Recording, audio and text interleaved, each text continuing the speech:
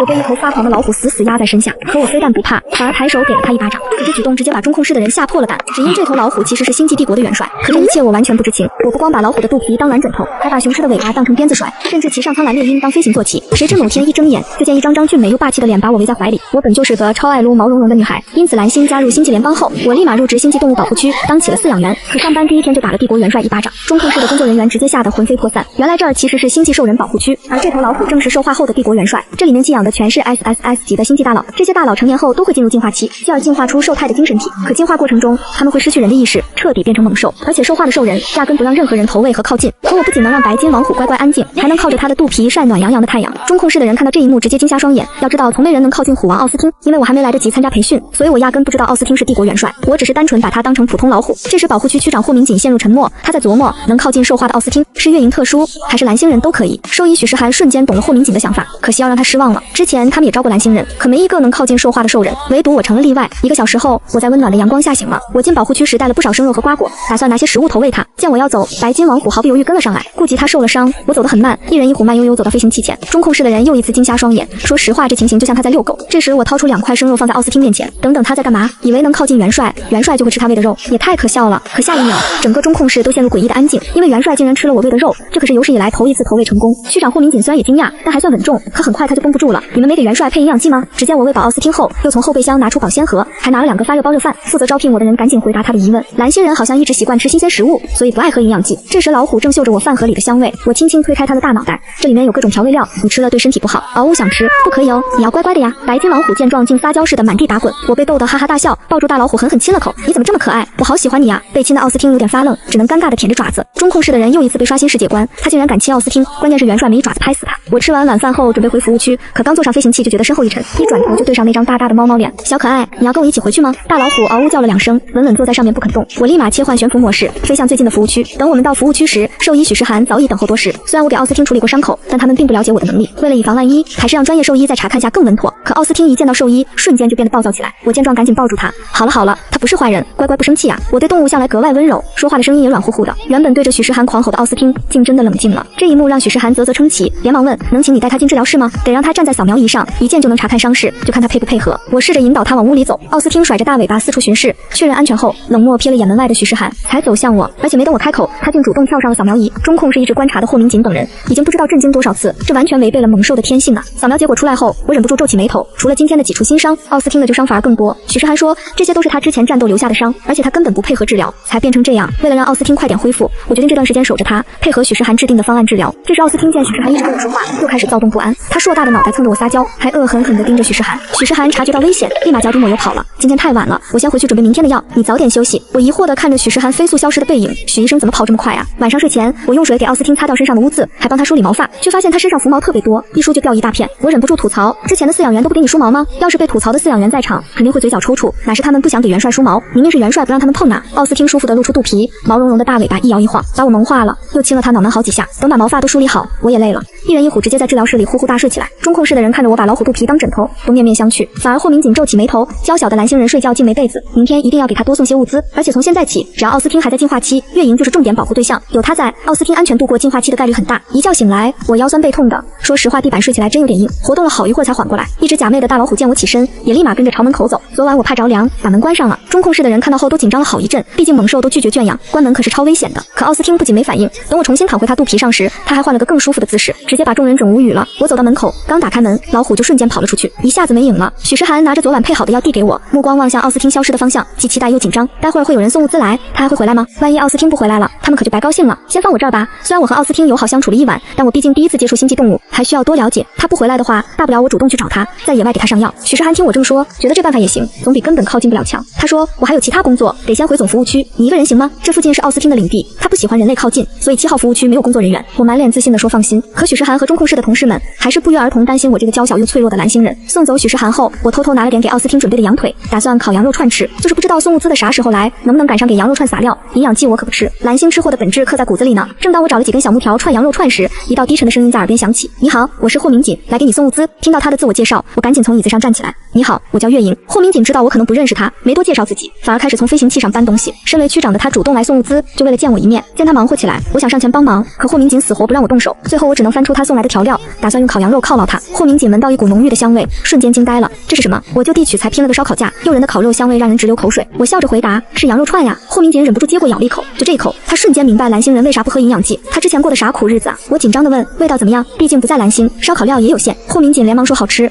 盯着眼前少得可怜的羊肉串，又瞄了眼角落里给奥斯汀准备的羊肉，要不你把剩下的都烤了吧，反正奥斯汀也不爱吃，不如让我解决。你准备的这些太好吃了，根本不够我塞牙缝。成功俘获霍明锦区长的胃，我兴高采烈地把羊肉拖过来，准备大干一场。霍明锦赶紧吃完手上的羊肉串，起身帮忙。蓝星人这么娇小脆弱，哪能做这种体力活？当然得我来。中控室的人见状目瞪狗呆，这羊肉串到底有多好吃啊？他们也想吃。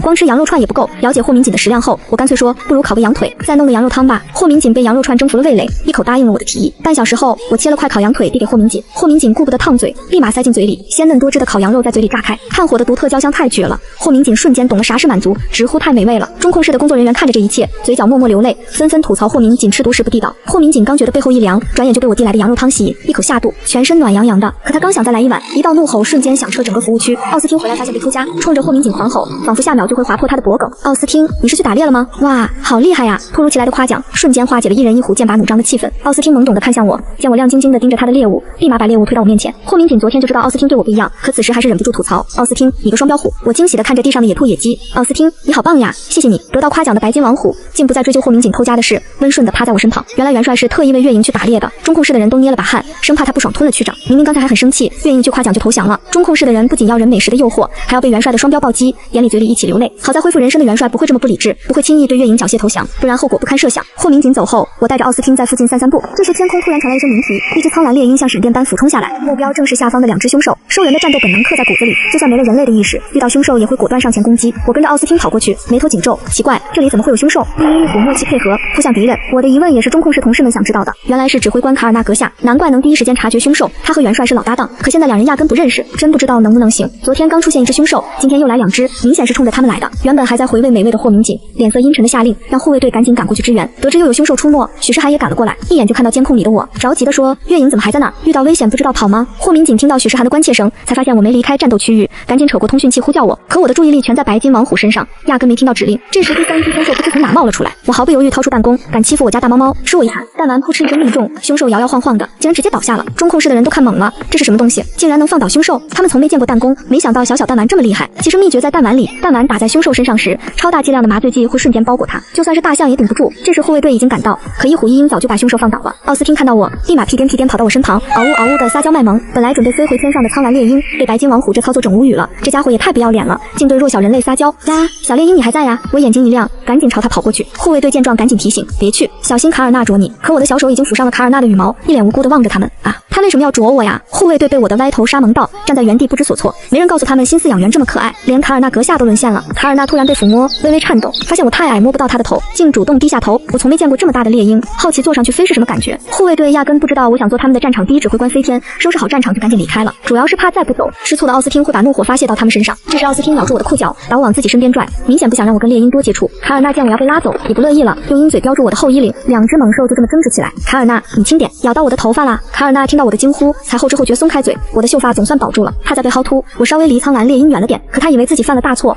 委屈巴巴的把头埋进胸前的羽毛里。我实在没忍住，伸手摸了摸他的小脑瓜，安慰我的两位大英雄，要不要回去吃晚饭？你们可是干掉凶兽的好宝宝，必须好好奖励。一虎鹰争先恐后回应，还恶狠狠地瞪了对方一眼。要不是我看着，转眼就得打起来。这时卡尔纳突然挤过来，弯曲爪子压低庞大的身躯，我瞬间领悟了苍蓝猎鹰的意思，你是让我坐你背上吗？区长和众人都看呆了，卡尔纳阁下该不会真让月营坐他背上吧？他们就这么眼睁睁看着我把指挥官当飞行坐骑，我顺利坐到苍蓝猎鹰背上，他原本收敛的翅膀陡然张开，瞬间扬了老虎一嘴土。奥斯汀刚想嚎叫两声，顺便摇几根鹰羽毛，就见卡尔纳轻轻一蹬飞上天空。第一次体验飞行的我激动到不行。奥斯汀看着娇小可爱的我消失在视线里，急得哼哧哼哧跟着卡尔纳飞行的方向跑，飞就是比跑快。眨眼间卡尔纳就平稳降落在服务区，我满意的勾起嘴角，决定晚上多给他弄点好吃的犒劳。这时晚到一步的奥斯汀赶来，立马和卡尔纳打了起来，但好在两人都有分寸，不会真下死手。我把服务区特意给猛兽准备的猪肉处理好，端了两大盆放在门口，招呼一虎鹰过来吃饭。听到我的呼唤，奥斯汀和卡尔纳对视一眼，狠狠哼了一声，各自走向自己的食盆。到了晚上，我看着大床，深深叹了口气，觉得床还能再大点。不是我矫情，因为一虎鹰卧上去，床就完全没位置了。于是我把枕头、被褥拖到地板上，大咧咧的躺了上去。见我不睡床，白金王虎和苍蓝猎鹰也跟着下来，没别的，就是想黏着我睡。第二天，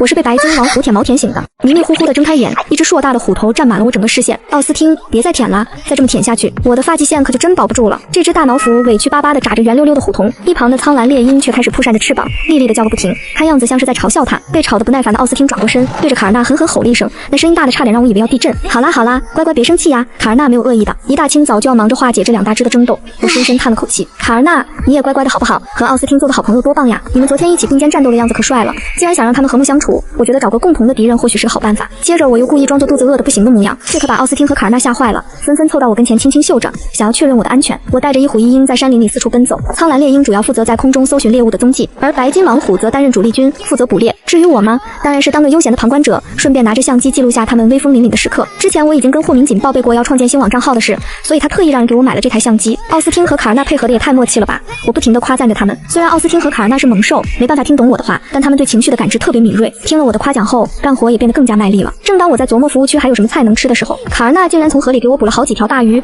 一下子就解决了我的午餐问题。看到这些肥美的大鱼，我高兴坏了，对着他的小脑瓜亲了好几口，直接把这只鹰给整害羞了。一旁的奥斯汀见猎物被卡尔纳截胡，心里很是不满，低吼了2声，扭头就想往河里再给我捞几条鱼。哎呀，奥斯汀，你的伤口还没痊愈呢，可不能碰水啊！嗷呜！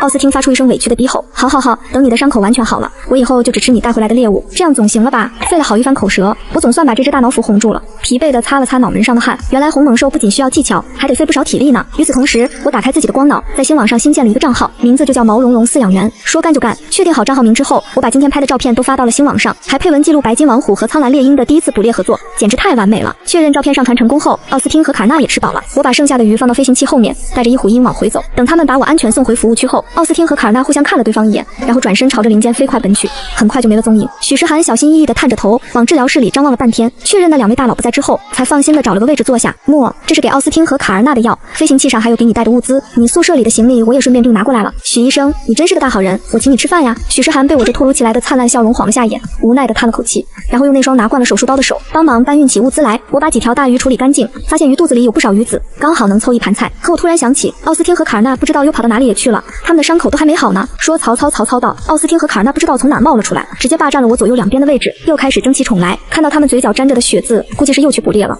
我伸手摸了摸他们的肚子，应该是没吃，单纯就是去打猎了。我给他们擦了擦嘴，又从屋里拿出早就准备好的蔬果盘，所以等许时涵搬完物资回来的时候，就看到2只吃得饱饱的猛兽守在正在做饭的我身边，一副岁月静好的模样。我想起之前奥斯汀偷袭过他的事，连忙对他说：“许医生，你放心，他们不会攻击你的。”我分别摸了摸白金王虎和苍蓝猎鹰的脑袋，轻声叮嘱他们不许伤害许时涵。奥斯汀嗷呜了一声，卡尔纳也厉叫了一声作为回应。幸好这2大只都很给面子，见许时涵靠近，只是微微抬了抬眼皮。好啦，来喝碗鱼汤压压惊。我伸手递了一碗刚熬好的鱼汤豆腐给许时涵，奶白色的鱼汤混合着豆腐的清香，馋得许时涵直流口水，立刻接过来大口喝了起来。这鱼汤也太好喝了吧！还有吗？当然有啦，快来尝尝我做的红烧鱼子和剁椒鱼头。我不知道新际人能不能接受辣菜，所以特意少放了点辣椒。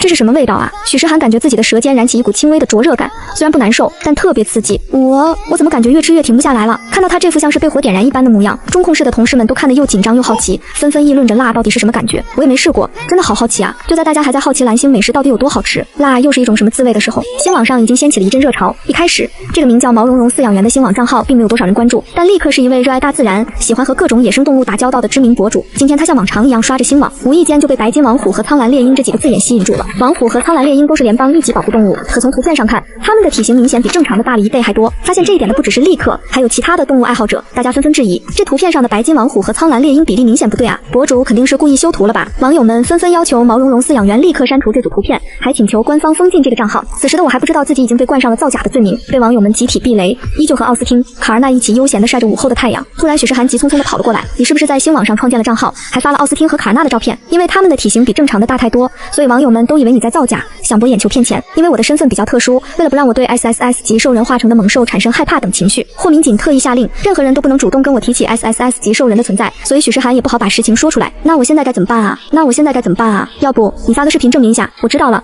正好奥斯汀和卡尔纳今天捕猎的时候，我录了视频，我立刻就把视频上传了上去。我的事情很快就传到了官方那里，但官方负责人是联邦内部人员，一眼就看出了图片上的白金王虎和苍蓝猎鹰与众不同。新网官方负责人立刻把这件事上报给了高层。你是说有人把奥斯汀和卡尔纳受态捕猎的照片发到了新网上？西安部的卡西部长听着手下的最新汇报，脸上满是诧异。据他所知 ，SSS 级兽人在进化期化为猛兽后是不允许任何人类靠近的，而且他们俩本来就不对付，怎么可能一起合作捕猎呢？不会是假的吧？卡西部长心里满是疑问，实在不敢相信这件事。按道理来说，化为猛兽的兽人都会六亲不认，领地意识也极强，根本不可能出现合作捕猎的情况。关于这一点，我们已经和霍明锦区长沟通过了，他请求召开内部会议，想当面和您详细说明。霍明锦，奥斯汀和卡尔纳合作捕猎的事情是真的吗？相比起其他事情，卡西部长对这件事的关注度更高。这是不是意味着进化期的兽人仍然会保留一些记忆，所以才愿意彼此合作？如果真是这样的话，那化为猛兽的兽人成功度过进化期的可能性就会大大增加啊！卡西部长，照片都是真实的，不过这一切都要归功于一位来自蓝星的饲养员。得知事情的来龙去脉后，卡西部长陷入了沉默。霍明锦，这位饲养员可靠吗？保护区招聘饲养员本来就会经过严格的审查，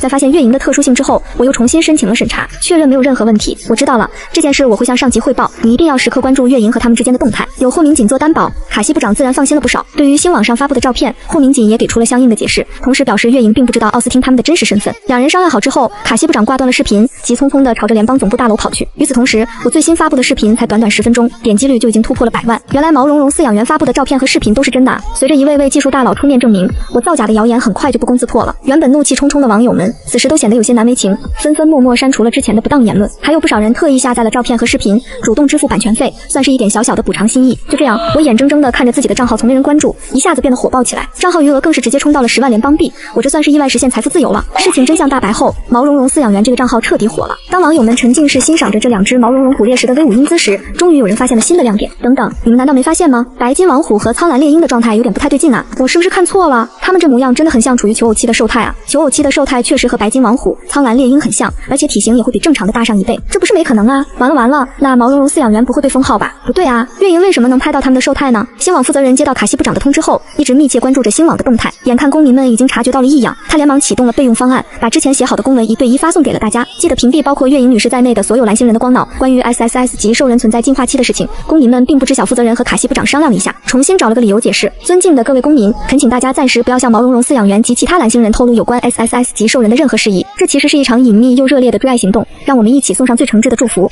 祝愿他们能够得偿所愿。爱情向来是亘古不变的热点话题，而大佬们的追爱故事更是公民们喜闻乐见的事情。各位，你们都收到信息了吗？所以我们之前的猜测都是真的啊，可这不算欺骗吗？为什么要隐瞒身份呢？他们明明都是大英雄，难道月营会不喜欢吗？听说月营来自蓝星，可能暂时还没办法接受他们的身份吧。就像卡西部长他们预想的那样，公民们已经开始自动脑补，把这场追爱行动的细节补充完整，这件事也暂时算是平息了。而一直在中控室观察情况的霍明锦等人终于松了一口气。可下一秒，霍明锦察觉到光脑传来的提示音后，立刻起身离开了中控室。霍明锦区长，我是卡尔纳的父亲，想向你咨询一下关于那场追爱行动的事情。关于 SSS 级兽人的进化期，一般是在成年后的3到5年，会不定期进入兽态，直到兽态精神体完全进化完成。所以从某种意义上来说，就算是身经百战的奥斯汀和卡尔纳，其实也才20出头而已。所以那位饲养员才能靠近化为猛兽的兽人吗？确实是这样，我正在整理卡尔纳这几天的相关记录，稍后就会发到家长群里。霍明锦早就已经在准备相关资料了，只是因为星网上的这场意外才耽误了一些时间，所以很快就把资料发到了卡尔纳专属的家长群，顺便也往奥斯汀的家长群里传了一份。卡尔纳的父亲是一名退役兽人，他的天赋没有卡尔纳高，所以并没有经历过进化期，也正因为不了解，才会更加担心。太好了，我们儿子总算有人可以依靠了。卡尔纳的母亲是一名普通人类，他看着视频里被月营照顾得很好的卡尔纳，激动的喜极而泣。而卡尔纳的父亲则想到了好友的孩子，对方好像也快要迈入进化期了，还一直为此事忧愁。他觉得这位饲养员很可能会成为所有 SSS 级兽人的救赎。此时的我显得格外无忧无虑，正开心的和2只猛兽一起打排球。嗷呜，果然不出我所料，卡尔纳的大翅膀一扇，每次都能精准击中排球，这可把奥斯汀气得不行，直接开始用嘴接球。看到这一幕，卡尔纳立刻从对面飞了过来，用鹰嘴直接往奥斯汀的虎头上啄，眼看场面就要失控，我灵机一动，直接把排球往远处扔了出去，谁先把球捡回来，我晚上就专门给他梳毛。白金王虎和苍蓝猎鹰瞬间被吸引了注意力，立刻松开彼此的爪牙，朝着排球飞奔而去。苍蓝猎鹰飞得特别快，可鹰嘴根本没办法叼住排球，而迟来一步的白金王虎一张虎口就轻轻松松把排球咬住了，这让苍蓝猎鹰很是不爽。他借着飞行的优势，委屈巴巴地飞回我身边，用小脑袋蹭着我的胳膊，小声诉说着自己的委屈。好，都是姐姐不好，不该用这么大的球，姐姐跟你道歉好不好？我伸手轻轻摸了摸卡尔纳的小脑瓜，温柔地给他顺毛。就在这时，奥斯汀也叼着排球赶了回来，看到这一幕，顿时就怒了，他一张嘴松开排球，又和卡尔纳扭打在了一起。看着这鹰飞虎跳、鸡飞狗跳的混乱场面，我也是满心无奈。最后我只能一只手捏着奥斯汀的耳朵，另一只手抓住卡尔纳的翅膀，直接把这2只调皮的兽带回了服务区。哈哈，笑死我了！元帅和指挥官也太搞笑了吧！也就只有月营能治得住他们。回到服务区后，我又给他们仔细检查了一遍伤口，幸好他们下手都有分寸，没造成严重伤害。我给他们上好药后，就开始准备晚饭。我把服务区为奥斯汀和卡尔纳准备的食物分别搭配好、切好，然后送到他们面前。月营怎么还当着奥斯汀和卡尔纳的面下药啊？中控室里传来一阵惊呼，大家只见我在一虎一鹰的紧紧注视下，直接把许世涵配好的药放进了他们的食盆里，还顺便加了点补充营养和让毛发更顺滑的东西。这样的话，奥斯汀和卡尔纳阁下恐怕不会吃吧？他们本来就不相信人类，也不愿意吃人类投喂的食物，和同事们的满心担忧相比，我显得格外淡定。在我看来，动物的心里跟明镜似的，谁对他们好，谁对他们坏，他们都清清楚楚。正如我所想的那样，奥斯汀和卡尔纳看到我往食盆里撒了好几种粉末，并没有阻止，也没有离开，只是疑惑地看着我。我把食盆里的食物搅拌均匀后，推向了奥斯汀和卡尔纳。他们先是用鼻子仔细嗅了嗅，然后又抬头看了一眼笑意盈盈、满眼都是善意的我，最后还是小心翼翼地叼了一块肉放进了嘴里。而在星际中，除了联邦之外，还存在着金辉帝国、星耀王庭和银翼神殿这四方势力三足鼎立，他们代表着日月星辰，与联邦相互辉映，互帮互助，一起构建和谐友好的星际世界。因为他们有着共同的敌人——反叛军与凶兽大军。严格来说，凶兽是反叛军为了战争而专门研发出来的产物。这些凶兽就像没有理智的怪物，不怕死，只听从反叛军的命令。之前偷偷被送入天耀星保护区的凶兽都已经被解决了。瓦尔肯听着手下的汇报，眉头紧紧皱起，狠狠踢了一脚旁边的椅子。一群没用的废物！哼！霍明锦倒是防守的挺严密。SSS 级兽人是上天的宠儿，天生就拥有强大的力量。他们唯一的弱点就是在进化期化为猛兽后会各自为战，不接受人类的帮助，这也让瓦尔肯有了可乘之机。星网上的动静，反叛军自然不会错过。瓦尔肯看着光脑上的照片，一眼就认出了这是他们的死对头奥斯汀和卡尔纳。不仅如此，从照片的拍摄状态来看，他们对拍摄者显然毫无防备之心。瓦尔肯立刻意识到，这位名叫毛茸茸饲养员的月营将会成为他们新的突破口。而完全不知道自己已经被反叛军盯上的我，从沉睡中醒来后，却意外发现奥斯汀和卡尔纳竟然都不在房间里。我第一时间查看了监控，看完之后真是又无语又觉得好笑。这鹰一虎竟然合伙把门打开，早早的就溜出去打猎了。我忍不住轻笑一声，摇了摇头，随便吃了2口自己做的包子，就开着飞行器开始在周围巡视。昨晚下过雨，不知道会不会有香菇、木耳之类的食材。我对星际的地理环境还不算太了解，只能慢慢摸索着寻找。咦，这是什么东西？我眼尖的发现杂乱的草丛里有一团黑白色的东西，于是悄悄靠近，小心翼翼地拨开草丛，竟然是2只刚出生没多久的小狼崽。我立刻意识到情况不对劲，转身快速爬上了树，万一小狼崽的父母回来，也好避免他们误会我要抢崽子。坐在树干上，我顺手联系了兽医许世涵。狼群一般不会轻易抛弃幼崽，他们的父母很可能是遭遇了不测。接到消息的许世涵第一时间回复了我，同时朝着我这边赶了过来。眼看又要下雨了，这2只幼崽很可能已经冻了一晚上，我也顾不上多想，直接从树上跳了下来，抱着小狼崽飞快地回到了飞行器上。我用干净的毛巾把它们的毛发擦干，又泡了温热的奶给它们喝。月营开门，我是霍明锦。我有些诧异地打开飞行器的门，看到霍明锦上来，下意识地往外面望了望，却没看到许世涵的身影。许世涵临时有急事让我来这边找你。霍明锦没有理会我好奇的目光，看向了那2只小狼崽。我已经让人调取了监控，他们的父母并没有死亡，但现在也找不到踪迹。你先把他们带回服务区养着吧。从这一黑一白2只小狼崽的模样来看，他们应该是银月狼和玄夜狼结合生下的后代，属于联邦2级保护动物。行，那我先去育幼室把这2个小家伙安顿好。等我把2只可怜兮兮的小狼崽安置妥当后，回到原地看到的却是一人与一虎一鹰对峙的紧张场面。嗷呜，好家伙，这是又准备联手干仗了。你们俩居然还知道回来，还学会自己开门了，可真能耐。我气鼓鼓叉着腰，故意装出严肃模样教训这2大只。看着白金王虎耷拉着毛茸茸的耳朵，苍蓝猎鹰把脑袋埋进脖梗，乖乖听训的模样实在可爱，我差点没忍住笑出来。奥斯汀立刻用尾巴勾住我的手腕，毛茸茸的虎头还一个劲往我脸上蹭。卡尔纳也站不住了，连忙轻易地把小脑袋埋进我脖梗，藏在背后的翅膀还顺势推了推大老虎。亲眼瞧见2只兽兽争宠，霍明锦实在没眼看，微微挑眉就给他们拍了几张讨好的照片，打算去家长群败坏他们的名声。奥斯汀和卡尔纳的家长点开图片后，心里只剩一个念头，这真的是自家那威风凛凛、掌控全场的元帅和指挥官吗？人设彻底塌了。霍大哥，你在笑什么呀？我见霍明锦不说话，好奇望过去，却见他对着光脑露出吓人的死亡微笑。没什么。霍明锦瞥见我古怪的表情，立马收敛笑容，恢复常态。对了，我之前托人从蓝星带了不少特产，我去飞行器上拿给你。真的吗？太好了，谢谢霍大哥。一听见是老家的特产，我高兴的差点当场蹦起来。搬来的东西越来越多，这么多物件，我感觉治疗室都快堆不下了。服务区有动物宿舍，你其实能让奥斯汀和卡尔纳自己睡，都这么大的兽了，还整天黏着饲养员，也太不害臊了。霍明锦在心里默默吐槽，却忘了之前求着他们和人类亲近点，都算是奢望。我不在身边，他们可能不适应，不过一起搬到动物宿舍也挺好。正好我得时刻照看2只小狼崽，每隔3小时就得喂1次羊奶，越想越合适，我立马动手准备搬家。霍明锦本来想帮忙，可保护区临时出了状况，他得去处理，只能作罢。于是我带着一虎一鹰，微笑送走霍明锦后，就开始整理分类，打算一次弄好。动物宿舍特别大，还配有自动调温的功能。动物宿舍本身就有储存区，之前主要放动物的食物，所以有冰柜，正好能让我放需要冷藏冷冻的食物。除此之外，还有些干货调料、锅碗瓢盆和我的个人衣物，我都分门别类放进储物间，方便日后拿取。下次得跟区长申请下，看看能不能弄个室内厨房。好不容易把床搬到其中一间动物宿舍，收拾完又累又饿的我直接瘫在床上。不知不觉到了晚餐时间，白金王虎和苍蓝猎鹰又要出门觅食了。这回他们学聪明了，知道先跟我打招呼，得到同意后，一虎一鹰才奔向丛林，消失在暮色里。我怀着老母亲般欣慰的目光送走他们，突然想起件重要的事，糟了，忘了给小狼崽子喂羊奶。自从联邦暗中公布 SSS 级兽人的追爱行动后，网友们对毛茸茸饲养员的关注度直线上升，恨不得每隔几分钟就点进来看看，生怕错过好戏。可谁知道我最近忙着搬家、喂养小狼崽，压根没工夫顾及心急的网友们，甚至没意识到自己已经成了新一任网红博主。直到同事们有意无意提醒我，我才终于想起要更新。这几天没拍什么照片，要不把上次打排球的视频发了吧？我小声嘀咕着就发送了。动物界运动会之排球项目，首战白金王虎 vs 苍蓝猎鹰，还有一黑一白两只小狼崽在线争鸣，欢迎大家踊跃留言。为了安抚网友们等待多日的小心灵，我特意多发了一组小狼崽的照片，顺便给他们争鸣，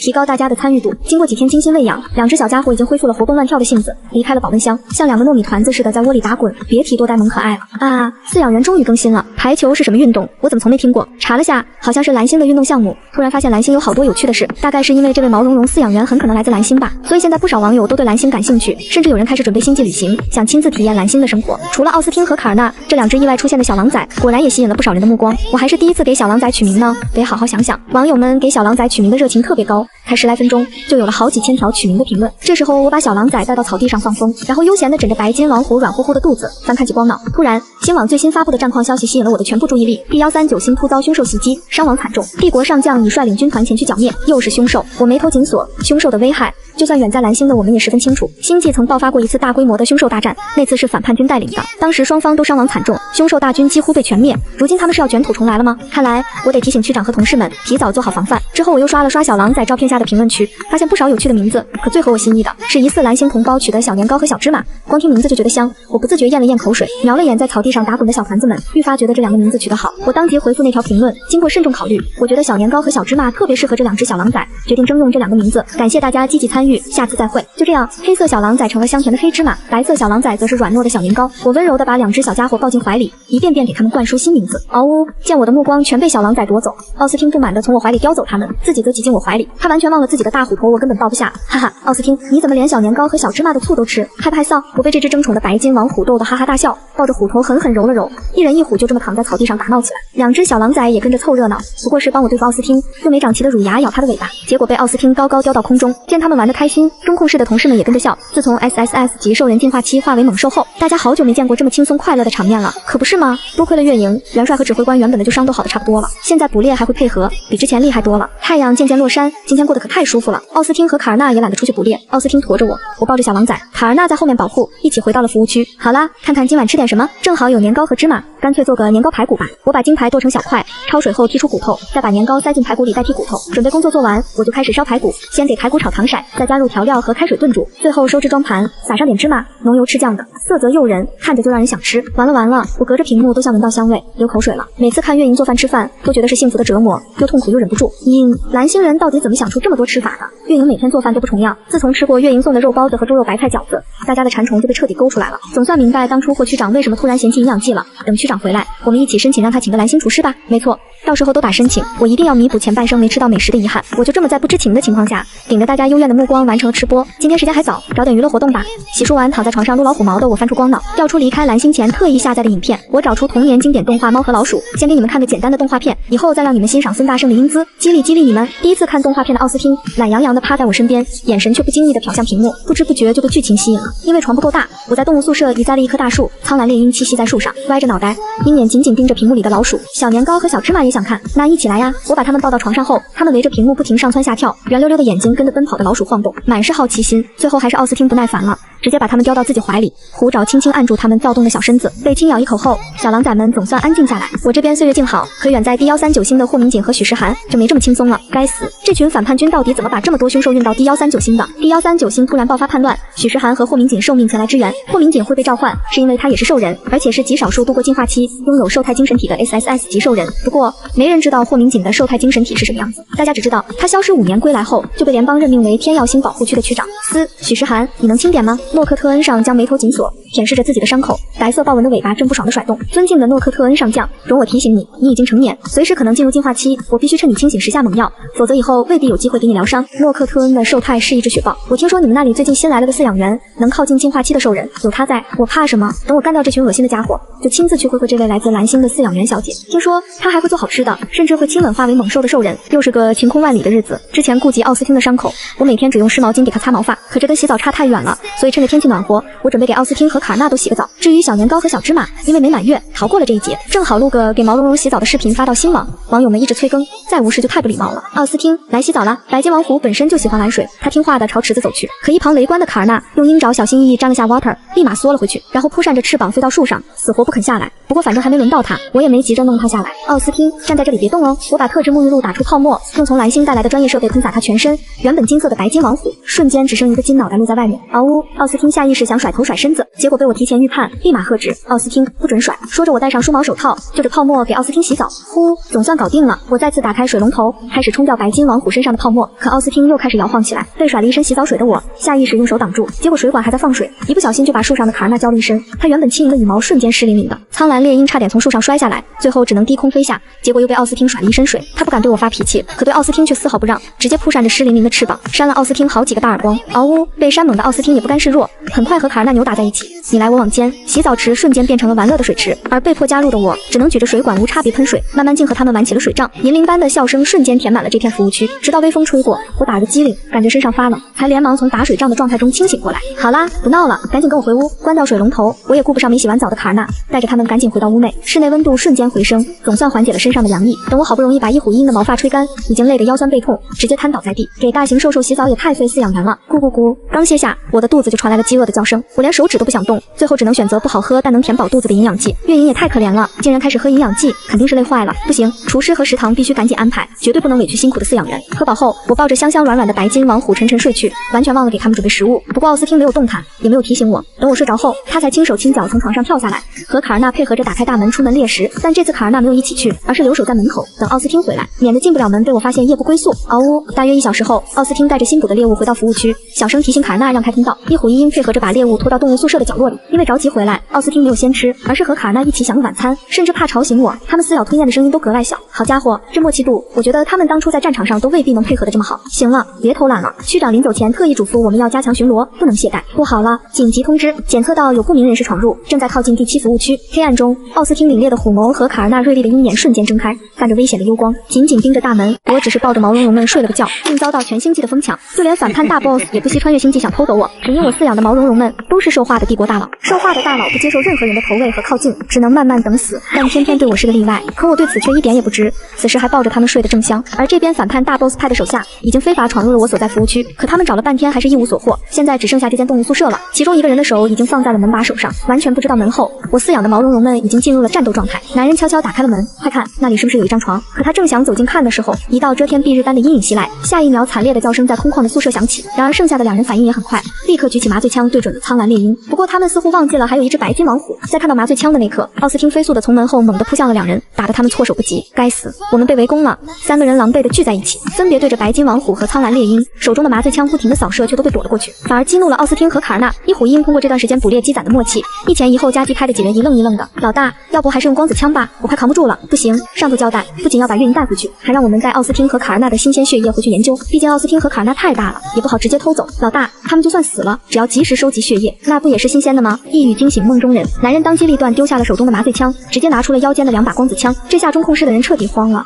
护卫队的人怎么回事？怎么还没去支援？然而下一秒我却出现在大门口。喂，你们来我家欺负我的兽，是真没把我放在眼里啊！原来之前我已经听见他们鬼鬼祟祟的声音，但却不知道到底什么情况，就躲了起来伺机而动。我的突然出现不仅吓了贼人一跳，中控室的人也吓得不轻。他不好好躲起来，出来干嘛？完了，区长回来得骂死我们了。可下一秒他们却瞪大了双眼，他真的是月营吗？画面中的我在几个男人还没反应过来的时候，突然冲进了包围圈，直接打散了他们的阵型。奥斯汀和卡尔纳十分默契的分别拉走了其中一个，场面瞬间从2 vs 3变成1 vs 1。我冲散几个男人的同时，以极为刁钻的手法将他们手上的激光枪夺了过去，免得他们一个不小心伤到奥斯汀和卡尔纳。再说了，宿舍里还有2只小狼崽子呢，身为饲养员，动物们的安全最重要。手上没了武器，我只能纯肉搏斗。但是事情远超出这几位不速之客的想象，我戴着的手套拳到肉的攻击力很快让那位老大败下阵来。老大，另外2个男人想要冲过去帮忙，却被奥斯汀和卡尔纳拖住了手脚。看样子你的2个手下很担心你。我不仅钳制住了对手，甚至还有点游刃有余。我这副模样与总站长他们之前的认知大相径庭，中控室的他们直接看傻了眼。你到底是谁？你到底是谁？男人的怒吼声响彻整个动物宿舍，他的疑问也是总站长等人想要知道的回答。我微笑着一拳打在对方的脸上，趁着他被打倒在地，直接反手一压，将他的胳膊往后一拧，咔嚓一声碎了。我只是一个平平无奇的饲养员而已，装完被我将特意带来的麻醉针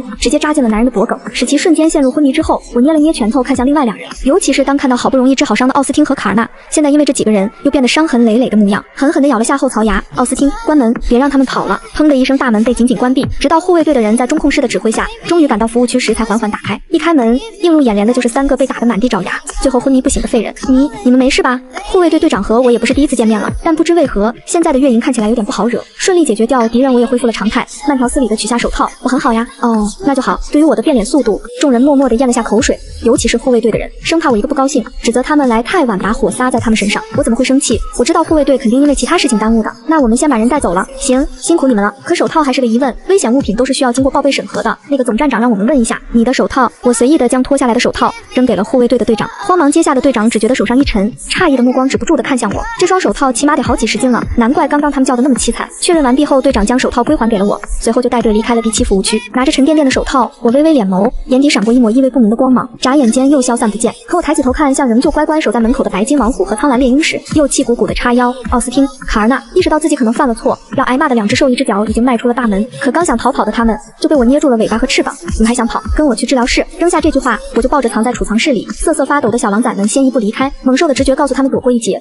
立马开心的抖抖耳朵和翅膀跟上我的脚步。当远在第139星的霍明锦收到消息，反叛军半夜潜入保护区，意图对月莹不利时，他的第一反应是月莹有没有受伤，第二反应则是保护区内或许有内鬼，然后着急问诺克特恩上将，诺克特恩，清扫第139星还需要多久？以目前的情况，反叛军被我们打得节节败退，不出意外，1周之内可以结束战役。此话一出，霍明锦来劲了，明天我和你一起上阵杀敌，暂时收拾不了那几个反叛军派来的贼人，他可以先拿在第139作乱的反叛军出口气也是不错的。混乱又惊心动魄的一夜总算过去，因为打斗导致动物宿舍一片狼藉，好在总站长人好又细心，一大早就派人过来清理战场，顺便给我又弄了一张超大的床。据说这张床是霍明锦临走时让人特意定制的，今天刚到就派上了用场。哇，20平米的床，好舒服，好想睡。因为奥斯汀和卡尔纳都受了点伤，被我勒令禁止外出打猎。等吃完我给他们准备的午餐，又上了一次药之后，一人2兽外加2只小狼崽已经是昏昏欲睡，四仰八叉的占据了大床的一部分。温馨又可爱的一幕，被中控室尽收眼底的同时，也打听到了反叛军来的目的。原来他们就是趁区长不在，特意来找我的。我的不同已经被反叛军知晓，而且要拿奥斯汀和卡尔纳的血液回去，这事也不太对劲。总站长看着执法部门送来的审讯结果，郑重地叮嘱所有人，这件事我已经上报，你们私底下不要再讨论，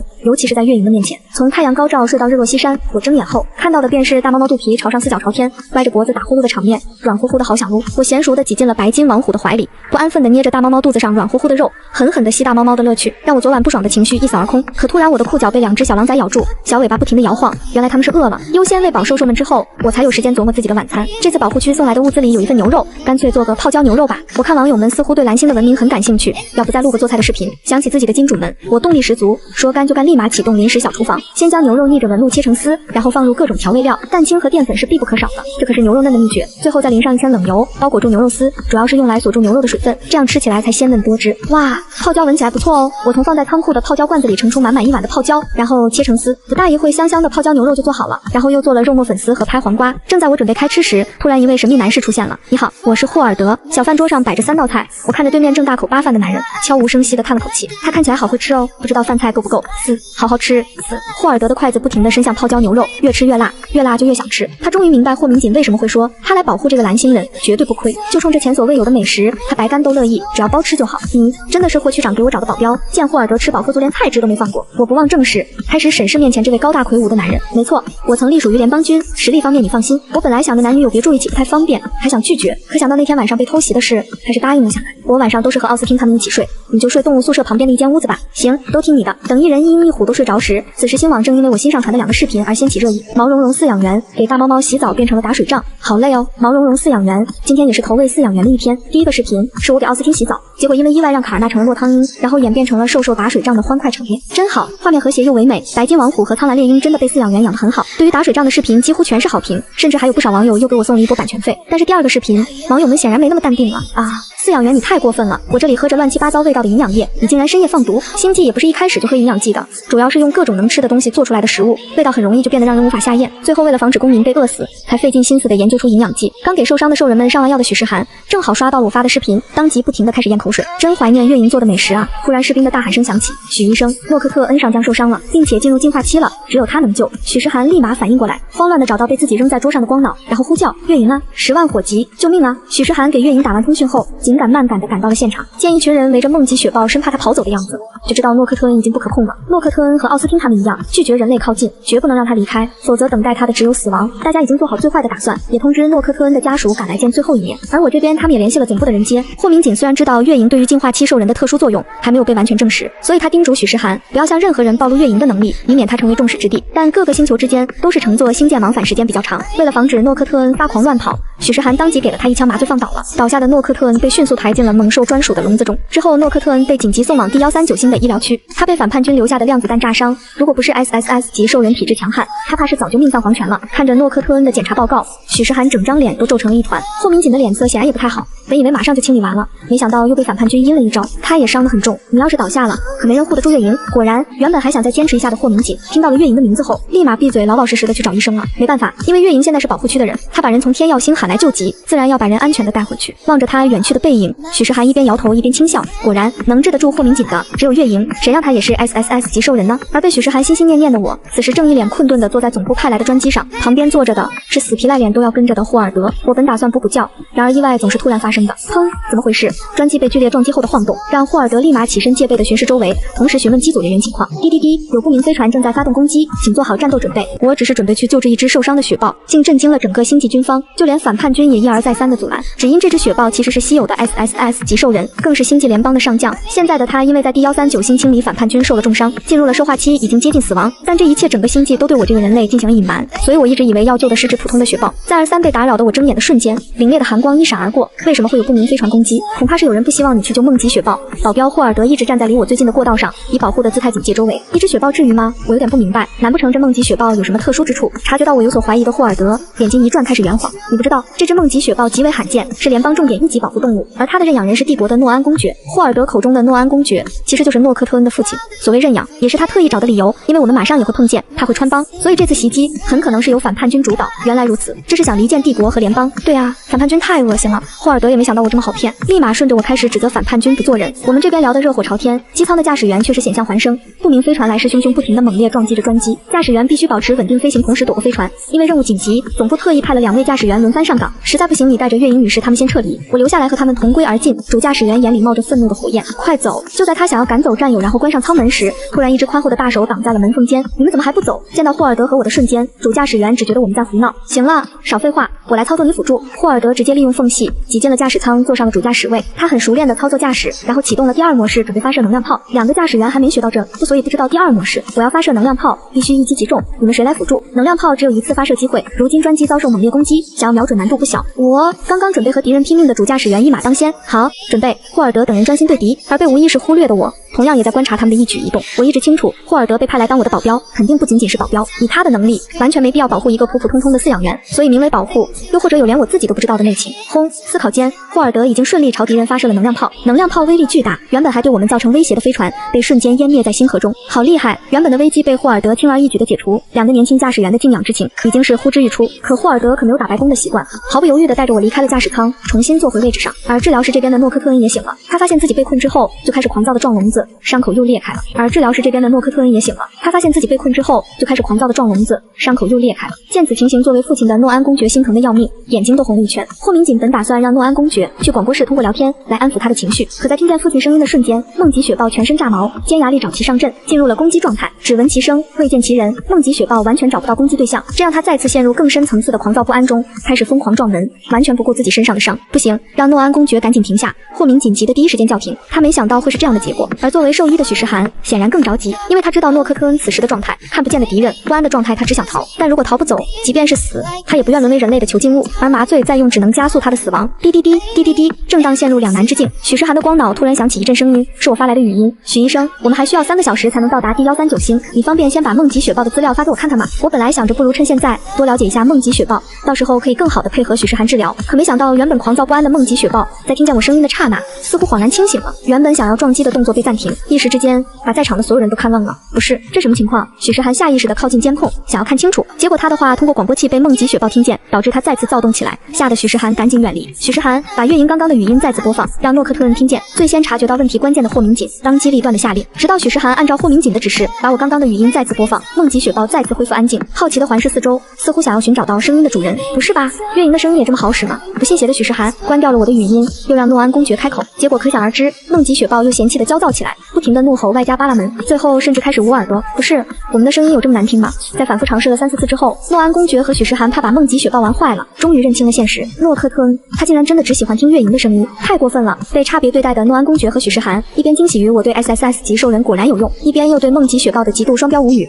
可能是大不中留，诺安公爵也实在是想不通，他无奈地瘫坐回椅子上。当我得知自己的声音对梦极雪豹同样有一定的安抚作用后，应许时涵的请求，我特意录制了一段话，试图让梦极雪豹配合治疗。只是当我和霍尔德总算是赶到了D139星的医疗区，被带到梦极雪豹所在的治疗室时，看着眼前的画面，我有点蒙圈。里面那个顶着我的脸，试图哄骗梦极雪豹的人是许医生。透过治疗室的落地玻璃墙，我看着男扮女装，脸上还套着张用我照片做的简易面具，试图通过播放我录制的语音伪装成我的男人。我沉默了，我看着一步步靠近梦极雪豹，试图给他上药的许时涵，有点无语，又有点敬佩。好，可惜事情并不如许时涵所愿。在许时涵刚进去的时候，梦极雪豹是很戒备的，但当他发出那道温柔又清甜的声音时，随时准备攻击的梦极雪豹已经开始迟疑。就当他以为自己要成功骗过梦极雪豹的时候，突然梦极雪豹猛然扑向了他。救命啊！梦极雪豹突然的攻击，吓得许时涵四处乱窜蹦上跳下，像个灵活的猴子。听到求救声的霍明锦立马开启了治疗室的大门，让许时涵赶紧出来。可梦极雪豹见此，速度比他快了不知多少倍，竟然先一步离开了治疗室，一下子将众人吓得四散开来。诺克吞。正当梦极雪豹试图寻找突破口的时候，那道让他如沐春风般的声音再次出现，以为又是许时涵在骗兽的梦极雪豹当即回头一个龇牙咧嘴的警告，结果却在看清我的瞬间愣在原地，甚至有点尴尬的装作舔毛，为自己的张牙舞爪寻找借口。我在众目睽睽之下开始一点点靠近梦极雪豹，同时不停地出声安抚，任由他轻嗅着我身上的气味，直到确认完毕他安静下来。被眼前这峰回路转的一幕惊奇又惊讶的众人看傻了眼。不是，为什么月莹可以，我不行？躲在治疗室内的许时涵控诉着梦极雪豹的双标行为，欲哭无泪。原来是许时涵又是给他打麻醉枪，又是假扮我骗他，雪豹已经标记了他的气味，已经记恨上他了。好，一听到许时涵的声音，梦极雪豹就开始应激，试图越过我，冲许时涵嘶吼着让他闭嘴。然而并不知晓真实情况的霍明锦等人却是既紧张又担忧。我没事，他的目标不是我。被突然吼了一嗓子的我，突然伸手捏住了梦极雪豹的嘴巴，物理性质的让他安静下来。抱抱，你的嘴巴有点臭。因为受伤，梦极雪豹不肯进食，又总是舔舐伤口，导致口腔异味也很正常。被嫌弃的梦极雪豹委屈巴巴的甩着尾巴，真是多亏月莹女士及时赶到，不然诺克特恩肯定要乱跑出去了。亲眼目睹了我轻而易举制服他儿子的整个过程，不用多说，他都能确定这位美丽可爱的女士就是霍明锦说的救星。您是？我是诺克特恩的认养人诺安。诺安公爵已经知道内幕，没有暴露梦极雪豹就是 SSS 级兽人的事情。原来是诺安公爵。我礼貌地和诺安公爵打了声招呼，见梦极雪豹已经保持了一段时间的安静，我松开了手，轻柔地抚摸着他的脑袋，乖乖的不要乱跑，感受着前所未有的温柔。梦极雪豹没有挣扎，没有排斥，更没有丝毫躲避的想法，甚至开始主动蹭我的手掌心，就像当初的奥斯汀一样。喵呜，感受着前所未有的温柔。梦极雪豹没有挣扎，没有排斥，更没有丝毫躲避的想法，甚至开始主动蹭我的手掌心，就像当初的奥斯汀一样。喵呜，听着梦极雪豹与之前截然不同的声音，在座的除了我有一个算一个都沉默了。好家伙，原来诺克特恩上将还会加嘴音，真乖。霍区长，麻烦你开一下治疗室的大门，我带诺克特恩进去上药。好。经过奥斯汀和卡尔纳，霍明锦对此情此景已经习以为常，十分听话地打开了治疗室的大门。不过他好像忘记了一件事，许时涵还在里面。下一秒，雪豹开始追着许时涵跑。我错了，不要过来啊！因为一而再再而三的消耗体力精力，在唯一愿意信任的人类出现后，梦极雪豹终于不再拼命抵抗，试图逃跑。乖抱抱，我先给你上药，不准乱动哦。由于许时涵再次被毛茸茸拉入黑名单，上药这种具体的操作只能让我自己来。好在之前照顾过奥斯汀和卡尔纳，倒是没什么难度。喵呜，雪豹的叫声软萌萌的，乖巧的躺在治疗床上，任凭我在他身上胡作非为，甚至还会主动翻面，好方便我给他上药。许时涵看他这样，忽然想起梦极雪豹麻醉药刚醒时的样子，不禁冷笑一声，这家伙真的好欠揍。好啦，我们现在要吃药啦。对我而言，哄毛茸茸和哄小孩是一个套路。擦完药，我拿出许时涵配好的治疗内伤的药，又从包里拿了一盒自制肉罐头。诺，你乖乖吃完药，我就给你吃宇宙超级无敌好吃的罐头。怎么样？吃药和投喂，这可是踩了进化期兽人的两个雷点。月影女士能成功吗？门外的诺安公爵皱着一张脸，眼睛都不眨一下的盯着梦极雪豹。只见他闻了闻药，又嗅了嗅罐头，然后开始撒泼打滚，试图只吃罐头不吃药。不行，必须先吃药。我冷漠脸的拒绝了梦极雪豹的撒娇，将罐头往身后一藏，把药往前一递，态度非常鲜明。喵呜，梦极雪豹有点委屈不满的打转转，嘴里还叼着尾巴尖，似乎是在抗议。抗议无效，见我不为所动，诺安公爵又是一阵心疼。要不让月影女士先给诺克特恩吃罐头，他都受这么重的伤了，给孩子吃一个吧。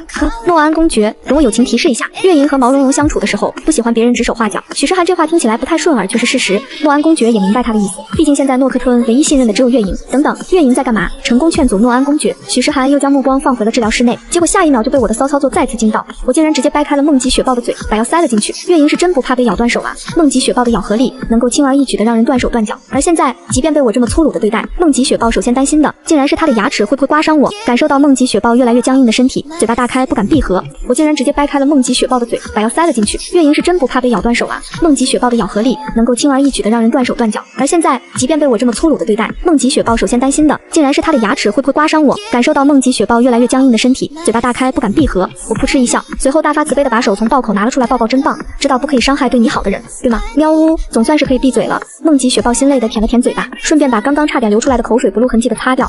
太丢豹的脸了。我在强制喂完梦极雪豹药之后，信守承诺的将一盒罐头打开，送到了梦极雪豹的嘴边。喵呜，梦极雪豹扑向了肉罐头，解放的尾巴不停的轻轻甩动，似乎在说好吃好吃超好吃。月影女士真是位勇士，诺安公爵不由得感叹，也只有这样的勇士才能把他家那臭小子收拾得服服帖帖。也不知道月影女士结婚没有，可一道沉稳的嗓音冷不丁的从他背后冒出，诺安公爵当着我的面挖人，恐怕不合适吧？这边很是温馨，可反派军那边就热闹了。废物，你们就是一群成事不足败事有余的废物。瓦尔肯看着不敢吱声的手下，气得把桌子上的东西一扫而空，手下被他砸得满脸是血，不敢闪躲。瓦尔肯就不明白了，区区一个蓝星来的饲养员是怎么让2次任务都失败了？为什么不说话？你丫的是哑巴吗？被瓦尔肯这么质问，手下竟然无辜的点了点头。他确实是哑巴，本来作为哑巴小喽啰的他根本不可能见到瓦尔肯，结果就因为2次任务失败，瓦尔肯已经成了光杆司令。想通这点的瓦尔肯气得头疼，面红耳赤的指着哑巴手下，你说我对头派来想气死我好成功上位的吗？他现在都不敢想，2次的出师不利如果被上头知晓，会不会认定他能力不足直接撤了他？滚，给我滚出去！将一声不吭的哑巴手下赶出去之后，瓦尔肯开始琢磨怎么补救。现在他要是想戴罪立功，挽回在上头心中的形象，那么唯有2件事：一是抓到一个 SSS 级兽人，2是掳走月营，利用月营抓到 SSS 级兽人。手下不给力，根本无人可用的他最终想到了一个人，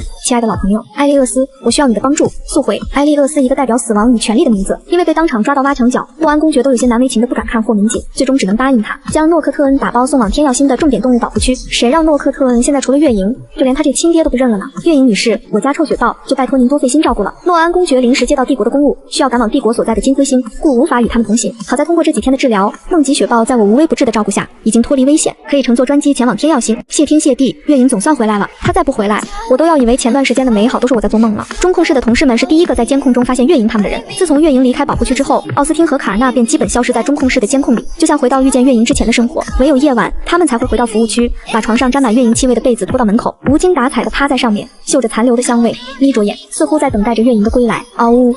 我刚把梦极雪豹送到治疗室，就听见身后传来白金王虎和苍蓝猎鹰的叫声。我连忙转身向他们跑去。奥斯汀、卡尔纳，猛兽的嗅觉总是格外灵敏。自从我踏进第7服务区的范围，白金王虎和苍蓝猎鹰便在第一时间闻到了我的气味，连正在追逐中的猎物都放弃了，直奔我这边。仗着一双大翅膀，最先抱住我的是苍蓝猎鹰。被温暖的翅膀温柔包裹住的我，仰头看着比自己还高的苍蓝猎鹰，我伸手挠了挠他的下巴。卡尔纳，我好想你啊，你有没有乖乖听话呀？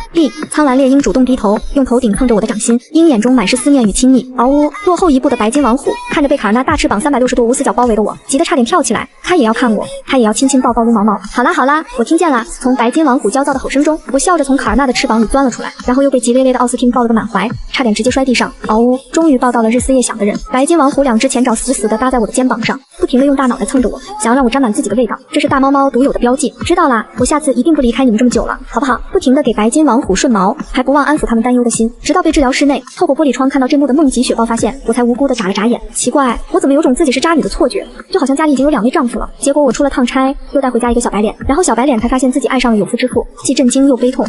那个，给你们介绍个新朋友。我被自己的脑洞惊到疯狂甩头，试图恢复正常模式，然后尴尬地冲3只兽兽笑了笑。梦极雪豹的伤还没好，所以被我暂时安排在了治疗室。没想到白金王虎冲到治疗室的玻璃前，开始怒吼，试图吓跑这个新来的兽。然而梦极雪豹也不是吃素长大的，丝毫不惧白金王虎的警告，甚至不顾自己身上还有伤，要不是隔着玻璃窗，估计2兽能当场干起来。奥斯汀、诺克特，你们不要再吼了，我感觉都要地震了。2兽怒吼，殃及池鱼，我这条鱼都快被震得耳聋了，头晕目眩的。嗷呜呜，喵呜，你竟然为了别的兽凶我，这日子没法过了。好了吗？我知道错了。听着白金王虎和梦极雪豹控诉的声音，我愈发的心虚，唯有苍蓝猎鹰像个大哥哥一样将我护在了羽翼之下。卡尔纳，你不生我的气吗？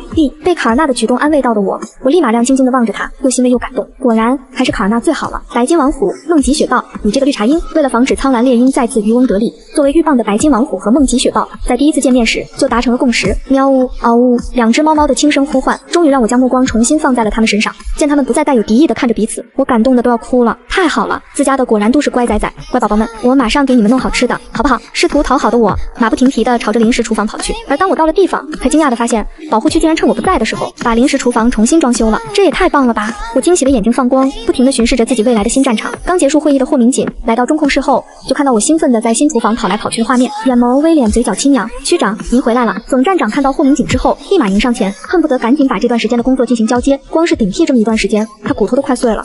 这段时间辛苦您了，这2天休个假，缓一缓吧。交接完工作，宋总站长离开后，霍民警又将目光放在了我所在的监控画面，然后就看到自家的保镖傻侄子被奥斯汀和卡卡尔纳围攻的景象啊！又不是我拐走的月莹，你们凭什么找我麻烦？月莹救命啊！站在厨房里开始筹备一大家子晚餐的我，爱莫能助地看着门口被一鹰一虎追逐的霍尔德。不是我见死不救，只不过秉承着死道友不死贫道的原则，我实在是有心无力。谁让我现在是个多情的负心汉呢？嗷呜，都怪你拐走了我们的两脚兽。力，没错，两脚兽要是不离开，就不会带别的兽回来。完全听不懂白金王虎和苍蓝猎鹰在吼什么的霍尔德，只觉得身心俱疲。他只是想混个饭吃，怎么就这么难啊？悲愤欲绝的霍尔德想向我求救，结果转眼就看见我在逗他刚从别处接回来的两只小狼崽。月莹、震耳欲聋的吼叫声都快抵得上白金王虎他们的吼声了。我习以为常的揉了揉耳朵，继续用肉丝逗的两只小狼崽蹦蹦跳跳，差点急得从我裤脚往上爬。乖哦，不听不听，是恶评。即便霍尔德没有说，我都想得到他心里骂的有多脏。没事，骂就骂吧，总比刚刚的修罗场要好。话说，你们两小只长得好快呀！我细细打量着爬我裤腿的小年糕和小芝麻，感觉我离开才10来天，他们就大了一圈，现在都能开始吃肉了，真不错。好像很久没有上传视频和照片了，不如明天带你们去放放风。之前要么在赶路，要么在帮梦吉雪豹治疗，根本抽不出空拍照录视频的我，总算是想起了自己的金主们。在霍尔德哀怨的目光下，经过一晚休整的我，带着3大2小5只兽兽直奔草地，享受大自然的风光。毛茸茸饲养员欢迎新成员的加入，鼓掌！最近救治了一只梦吉雪豹，恢复得很不错呢。视频等我更新，等的头发都要白了的网友们，看到久违的视频链接激动，嘴都快原地起舞了。有生之年，我竟然等到了，还是第一个，要哭了！不枉我每天上线看一下饲养员更没更新，激动！试问有哪个网红博主敢像月莹一样，随机上线，一消失就是半个月，还不带提前打招呼的？可偏偏月莹的与众不同，就是让他们欲罢不能，所以他们能怎么办？只能宠着梦吉雪豹。我为什么会联想到帝国的上将？卧槽，真的是梦吉雪豹，那不就明摆着了吗？饲养员的魅力这么大的吗？笑死！拜倒在饲养员裤脚下的梦吉雪豹，竟然是个试图用苦肉计争宠的心机 boy。视频一上线，点击量就蹭蹭蹭的往上涨，四面八方各个星球的评论向我扑面来，怎么都这么激动？梦吉雪豹这么受欢迎吗？并不知晓内情的我，看网友们疯狂评论，毫不留情的冲我撒金币，已经顾不上思考了。看着嘴角都快笑裂了的我，3大2小的兽兽们纷纷好奇的回眸，他们精心喂养的两脚兽，莫不是傻了？喵呜！梦吉雪豹因为有伤在身，我不让它离开太远，所以它也是第一个跑回我身边，关切的凝望着我的兽。抱抱怎么啦？沉浸在金灿灿世界中的我，终于清醒过来，温柔的回望着梦吉雪豹，顺手给它撸撸毛。这可是给我送小钱钱的乖宝宝，可不得宠着吗？喵呜！见我恢复正常，梦吉雪豹顺势蹭了蹭我的手掌心，学着白金王虎的样子开始卖萌。这奥斯汀哪里能忍，连忙甩开2只小狼崽飞奔向我，一个猛子扎进我的怀里，顺便在我看不见的脚步，冲着被他挤出去的诺克特恩露出得意的眼神，想跟他争宠，门都没有，窗户也没有。抱抱，你没事吧？梦吉雪豹的伤还没好，我自然而然下意识的关心他。喵呜呜！见梦吉雪豹被白金王虎粗鲁的挤开，却不敢再上前，只是委屈巴巴的蹲在一旁，咬着尾巴尖的可怜模样。我当即皱起了眉头。奥斯汀，你怎么能这么对小伙伴呢？我轻轻推开奥斯汀的虎头，表情严肃的看着他，毛茸茸不听话很正常，我只需要耐心引导就好。嗷呜！虎头虎脑的奥斯汀无辜的看着我从未有过的严肃表情，又正好瞥见我身旁梦吉雪豹装可怜的模样，当即恍然大悟，好，一个绿茶鹰不够，竟然又来一只白莲豹，就专门欺负他这只单纯帅气的虎子该。嗷呜！奥斯汀愤怒地指控着诺克特恩，我见他死不悔改，才想着自己是不是冤枉了他，或者语气太重吓着他了。可当我回头看向病恹恹趴在草地上，整只兽都无精打采，根本没有精力与白金王虎一较高下的梦吉雪豹时，又变得坚定起来。奥斯汀，你要是再对诺克特恩这么不友好，姐姐就只能先去单独照顾他了。倒不是说会哭的孩子有奶吃，只是梦吉雪豹毕竟是病兽，都是健康状态，他们想要打闹我绝不会多插手。嗷呜！奥斯汀虽然听不懂我在说什么，但是猛兽敏锐的第6感告诉他不可以再这么闹了，当即乖巧的趴在了地上，只不过瞪向梦吉雪豹的目光还有些不善，但这次他学聪明了，并没有让我看见。好啦，乖，姐姐不是骂你，只是希望你们能友好相处。见奥斯汀乖顺的跟自己撒娇示好，我也不忍心晾着他，又轻轻的捏了捏白金王虎毛茸茸的耳朵。嗷呜！感觉到我原谅他的白金王虎情绪立马变得高涨起来，毛茸茸的尾巴摇晃着，瞥向梦吉雪豹的眼神开始变得得意。不过他似乎忘记了被自己丢在原地的2只小狼崽，此时的他们正懵懵懂懂的朝着旁边的小溪跑去。男人明明是联邦杀伐果断的猛虎战神，却被我当成没断奶的大猫猫，不仅晚上哄他入睡，白天还带他出去玩耍，而毫不知情的我此时还沉浸在撸大猫猫的乐趣中，完全不知道小狼崽已经被大猫弄丢了。空中突然传来一声鹰叫，听到此声我疑惑的望去，才发现小狼崽们不见了踪影，吓得我立刻环顾四周，就看到在小溪里扑腾的小年糕。我飞速的朝小年糕跑去，此时意识到自己真的犯错了的大猫猫速度更快，直接扑向了小年糕，虎口一张将它从水里叼了出来。见此我松了口气的同时，又猛然想起不对，小芝麻又去哪里了？遮天蔽日的阴影再次出现在头顶，我终于看清了苍蓝猎鹰嘴里叼着的一团，这不就是小芝麻吗？我急忙将它从苍蓝猎鹰卡尔纳的鹰嘴中接过来，将它裹进了外套里，让你调皮，这下成落水狗了吧？苍蓝猎鹰扇动着翅膀，本来还想回去救小年糕的，没成想被白金王虎先行一步，已经带着同样是落汤狗的小年糕回来了。卡尔纳真棒，要不是你及时发现危险，小芝麻和小年糕就死定了。我狠狠地亲了苍蓝猎鹰的小脑袋一口，不停地夸奖着它。此时同样叼着一只落汤狗的白金王虎看到这幕，也立马飞奔过来，朝我摇尾巴邀功。是，我们白金王虎奥斯汀也很棒，乖。我接过白金王虎口中的小年糕，一起塞进了衣服里，并未指责白金王虎的失职，毕竟奥斯汀只是一只兽，什么都不懂。说到底失职的是我。喵呜！有伤在身慢他们一步的梦极雪豹，此时也来到了我身旁，似乎是感觉到了我有些低沉的情绪，连忙开始安慰我，逗我开心，顺便将我怕他着凉，给他披着的毛毯也拖了过来。哇，抱抱你好聪明，这毛毯是给小年糕和小芝麻的吗？真棒！因为梦极雪豹的伤口很多，在处理过程中不可避免的需要剔除一部分毛发，天气又渐渐变凉，所以我才会给他准备毛毯，现在倒是成了救急用品。喵呜！我将小年糕和小芝麻从怀里掏出，裹进毛茸茸又温暖的毛毯里，然后抱起它们就往飞行器走。苍蓝猎鹰和白金王虎都不爱坐飞行器，反正他们的伤也好的差不多了，多活动活动也好。于是我带着受伤的梦极雪豹和2只落水狼载上了飞行器，而苍蓝猎鹰和白金王虎则跟在后面飞奔。不过中途他们默契地选择了离开。等回到服务区，我给小狼崽们洗了个热水澡，又吹干之后，一虎一鹰才各自拖着猎物回来。我说刚刚怎么没看见你们呢？原来是去打猎了。见他们安全归来，我也放心了，正准备帮他们处理猎物，才发现他们今天竟然打回来的都是野鸡。好家伙，你们这是捅了野鸡的窝！白金王虎和苍蓝猎鹰纷纷把野鸡推向了我，第一时间领悟了他们意图的我，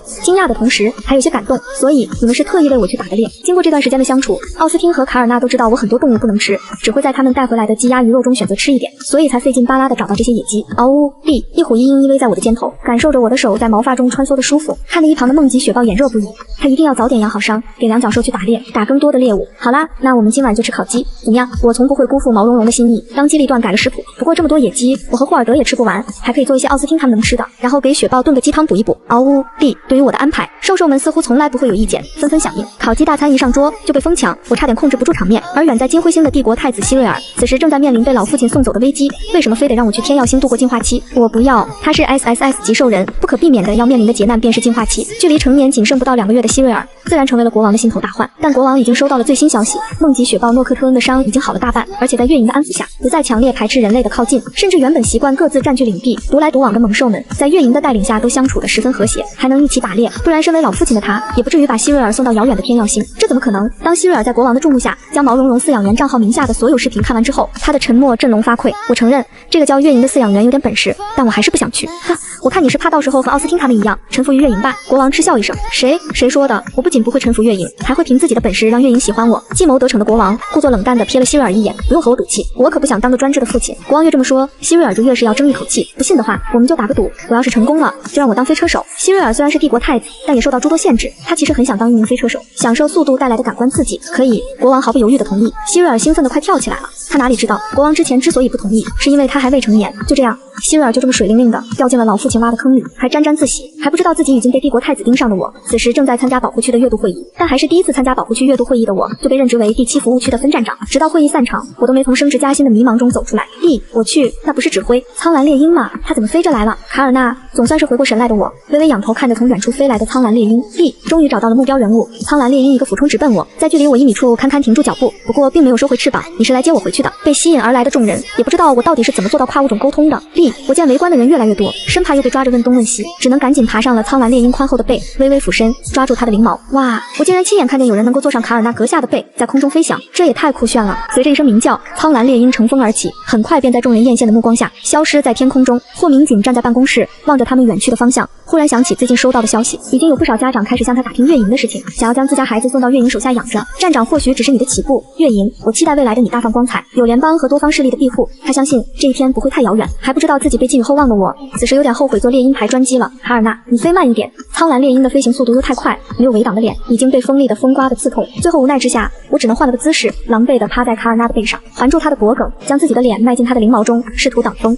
等我精疲力尽，仿佛遭受了一场磨难的从苍蓝猎鹰的背上下来时，早已等候多时的白金王虎和梦极雪豹纷纷围了上来。嗷呜，喵呜！相比起白金王虎这只傻甜虎，梦极雪豹显然更通人性，一下子就注意到了我的状态不佳，连忙用自己刚长出绒毛的身体接住了我。我顺势又趴在了梦极雪豹的背上，不过双脚却是撑着地，并没有真的将身体重量压在梦极雪豹的身上。见状，终于反应过来的白金王虎也开始来凑热闹，想要背我。于是我又和他玩了一阵背人游戏，直到感觉肚子饥肠辘辘，我也终于从晕乎乎的状态中缓了过来，起身开始准备享用午餐。还好我提前炖了大酱骨和胡萝卜排骨汤，不然都不知道几点才能吃上饭。有霍尔德在，我不需要担心用电安全，只需要让他守着炉灶，防止干锅即可。因为不知道会议几点才散场，我便让霍尔德先吃饭，不用等我回来。所以线下只有我一个人需要填饱肚子。我刚啃完的大骨头就被小狼崽偷偷摸摸地叼走磨牙。见状，奥斯汀和诺克特恩竟也排起了队，等着发磨牙用的大骨头，被一虎一豹目光灼灼地盯着。啃骨头硬是啃出了压力，我也是醉了。最后实在被盯得没办法，我只能先把大部分的肉扒拉下来放在碗里，剩下的连骨头就直接给他们叼走了。唉，养孩子真不容易，不患寡而患不均啊！吃完饭，我又带着兽兽们睡了个午觉。等我醒来时，白金王虎和苍蓝猎鹰已经带着小狼崽们出去放风了。抱抱，你醒了吗？喵呜！睡迷糊的我洗了把脸后走到治疗室，将梦极雪豹领到医疗扫描仪上。等扫描结果出来后，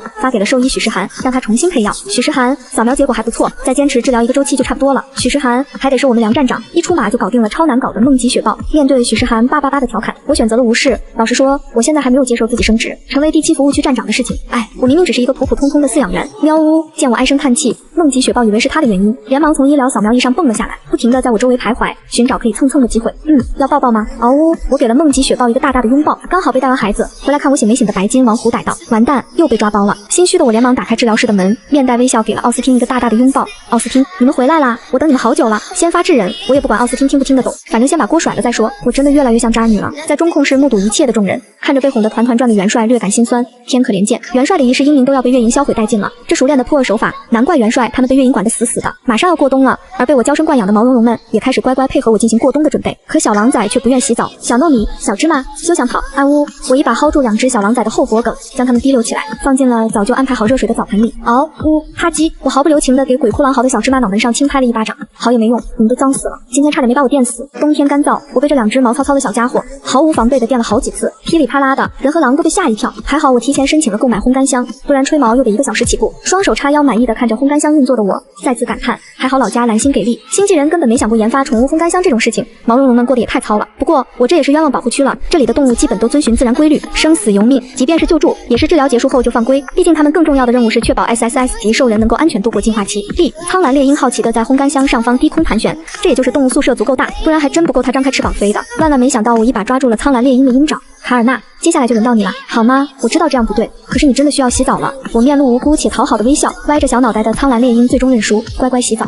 就知道卡尔纳最乖了，怎么会有这么乖的猎鹰呢？哇，卡尔纳洗澡好棒呀，这是谁家的乖宝宝呀？原来是我家的。洗完澡的卡尔纳，羽毛变得和绸缎一样顺滑耶。随着我一声声夸张无比的夸奖，愣是把苍蓝猎鹰从自闭变成了自恋，然后自己走进了烘干间。指挥官也太不经夸了，竟然就这么被哄骗进了烘干间。说好的进化期兽人禁止圈养呢？好家伙，这都直接关禁闭了，他还挺享受。月营所在的第7服务区，就像是中控室内部的24小时直播间，不仅能让他们度过无聊的上班时间，还可以一再给他们新的惊喜和冲击。尤其是看到欺压他们、不配合治疗的兽兽们被月营治得服服帖帖的模样，有种诡异的爽感在他们内心荡漾。监控画面还在继续，卡尔纳飞到了烘干间为他准备的假树上，透过玻璃俯视着下一位受害者。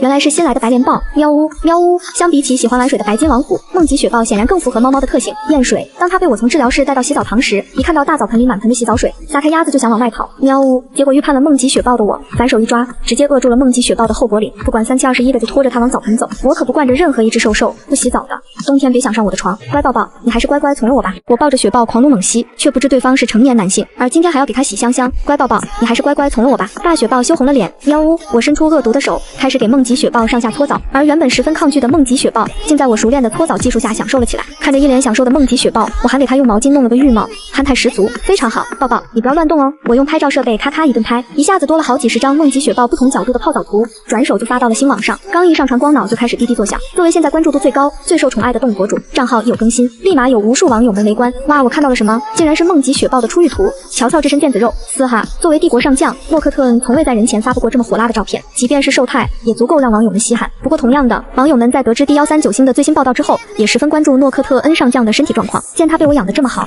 也是打心眼里高兴，同时感激我。于是，在2种状态的加持下，我账号的联邦币又开始疯涨。我笑得合不拢嘴。抱抱，你果然是只顶流猫猫。我开心地往梦极雪豹的脑门上狠狠亲了一口，闻着沐浴露的清香，我准备给梦极雪豹冲澡。然而，向来看不惯梦极雪豹这只白莲豹的白金王虎，见到这一幕，立马不干了。明明他才是最爱洗澡的乖宝宝，为什么我不亲他？砰！他一下就跳进了澡盆。奥斯汀成功被超强重力激起的水花淋了一身的我，气鼓鼓地瞪着罪魁祸首。嗷呜，并不明白自己做错了什么，但能感受到我生气的白金王虎当机立断地开始卖萌，试图蒙混过关。看着傻乎乎歪着虎头，金色的眼眸中满是清澈愚蠢的白金王虎，我真是气笑了。行，就这么拿捏我是吧？抱抱，给我好好教。教训一下奥斯汀。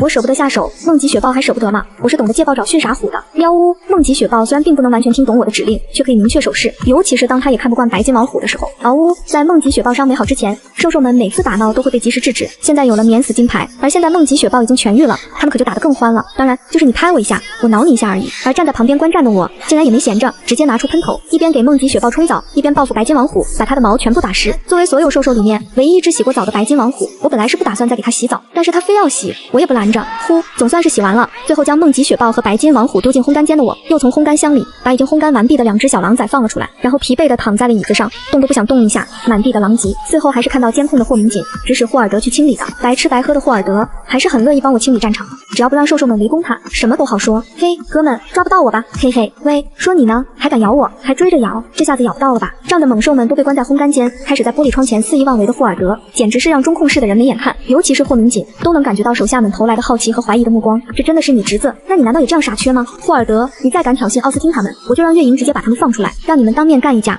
霍明锦咬牙切齿的声音透过中控室的话筒传到霍尔德的耳中，这是经过上次反叛军派人偷袭，他们联系不上我之后特意加的一项功能。噗嗤，躺在椅子上的我听到霍明锦这番话，立马笑出了声，大眼睛滴溜溜的转，坏心眼的配合着霍明锦。霍区长说的有道理。原本嘚瑟的霍尔德被小叔和现任领导一前一后的恐吓后，当即僵硬在原地，尴尬的朝白金王虎他们笑了笑，然后果断求饶：站长，我错了，求放过。看着华贵的毫不犹豫的霍尔德，我笑得更欢快了。而原本被挑衅已经龇牙咧嘴，开始琢磨从哪里攻击霍尔德的兽兽们，见我笑得这么开心，便放弃了进攻，各回各的地盘趴着，乖乖等待毛发烘干。兽兽报仇，10年不晚。还不知道自己已经被小心眼的兽兽们挂上了黑名单的霍尔德，正在谄媚地问我今天的晚餐吃什么。天气一冷，我就想吃火锅，正好前段时间从蓝星订好的鸳鸯锅和火锅底料都到了，于是我直接拍板准备火锅大餐。蓝星的快递就是快，真不愧是咱家出品。一听月莹又要搞他们没见过、没吃过的美食，中控室的监控前再次聚集了一群人，他们一边看着我切菜备菜，一边热火朝天地谈论蓝星的快递产业真先进。哎，那不是区长吗？好啊，他竟然背着我们吃独食。监控画面中，霍明锦把烘干室的大门打开，放出了3只大型猛兽，眼睁睁地看着霍尔德被追杀后，才慢悠悠地去找我。好啊，霍明锦，你混蛋，月莹救命啊！看着被追得满场跑的傻侄子，霍明锦好心情地扬起了嘴角。而被霍尔德撕心裂肺的惨叫声吸引过来的我，歪着脑袋往门外张望一下，确定奥斯汀他们的毛发已经吹干之后，便放心了。你们完会就赶紧回来，别感冒了。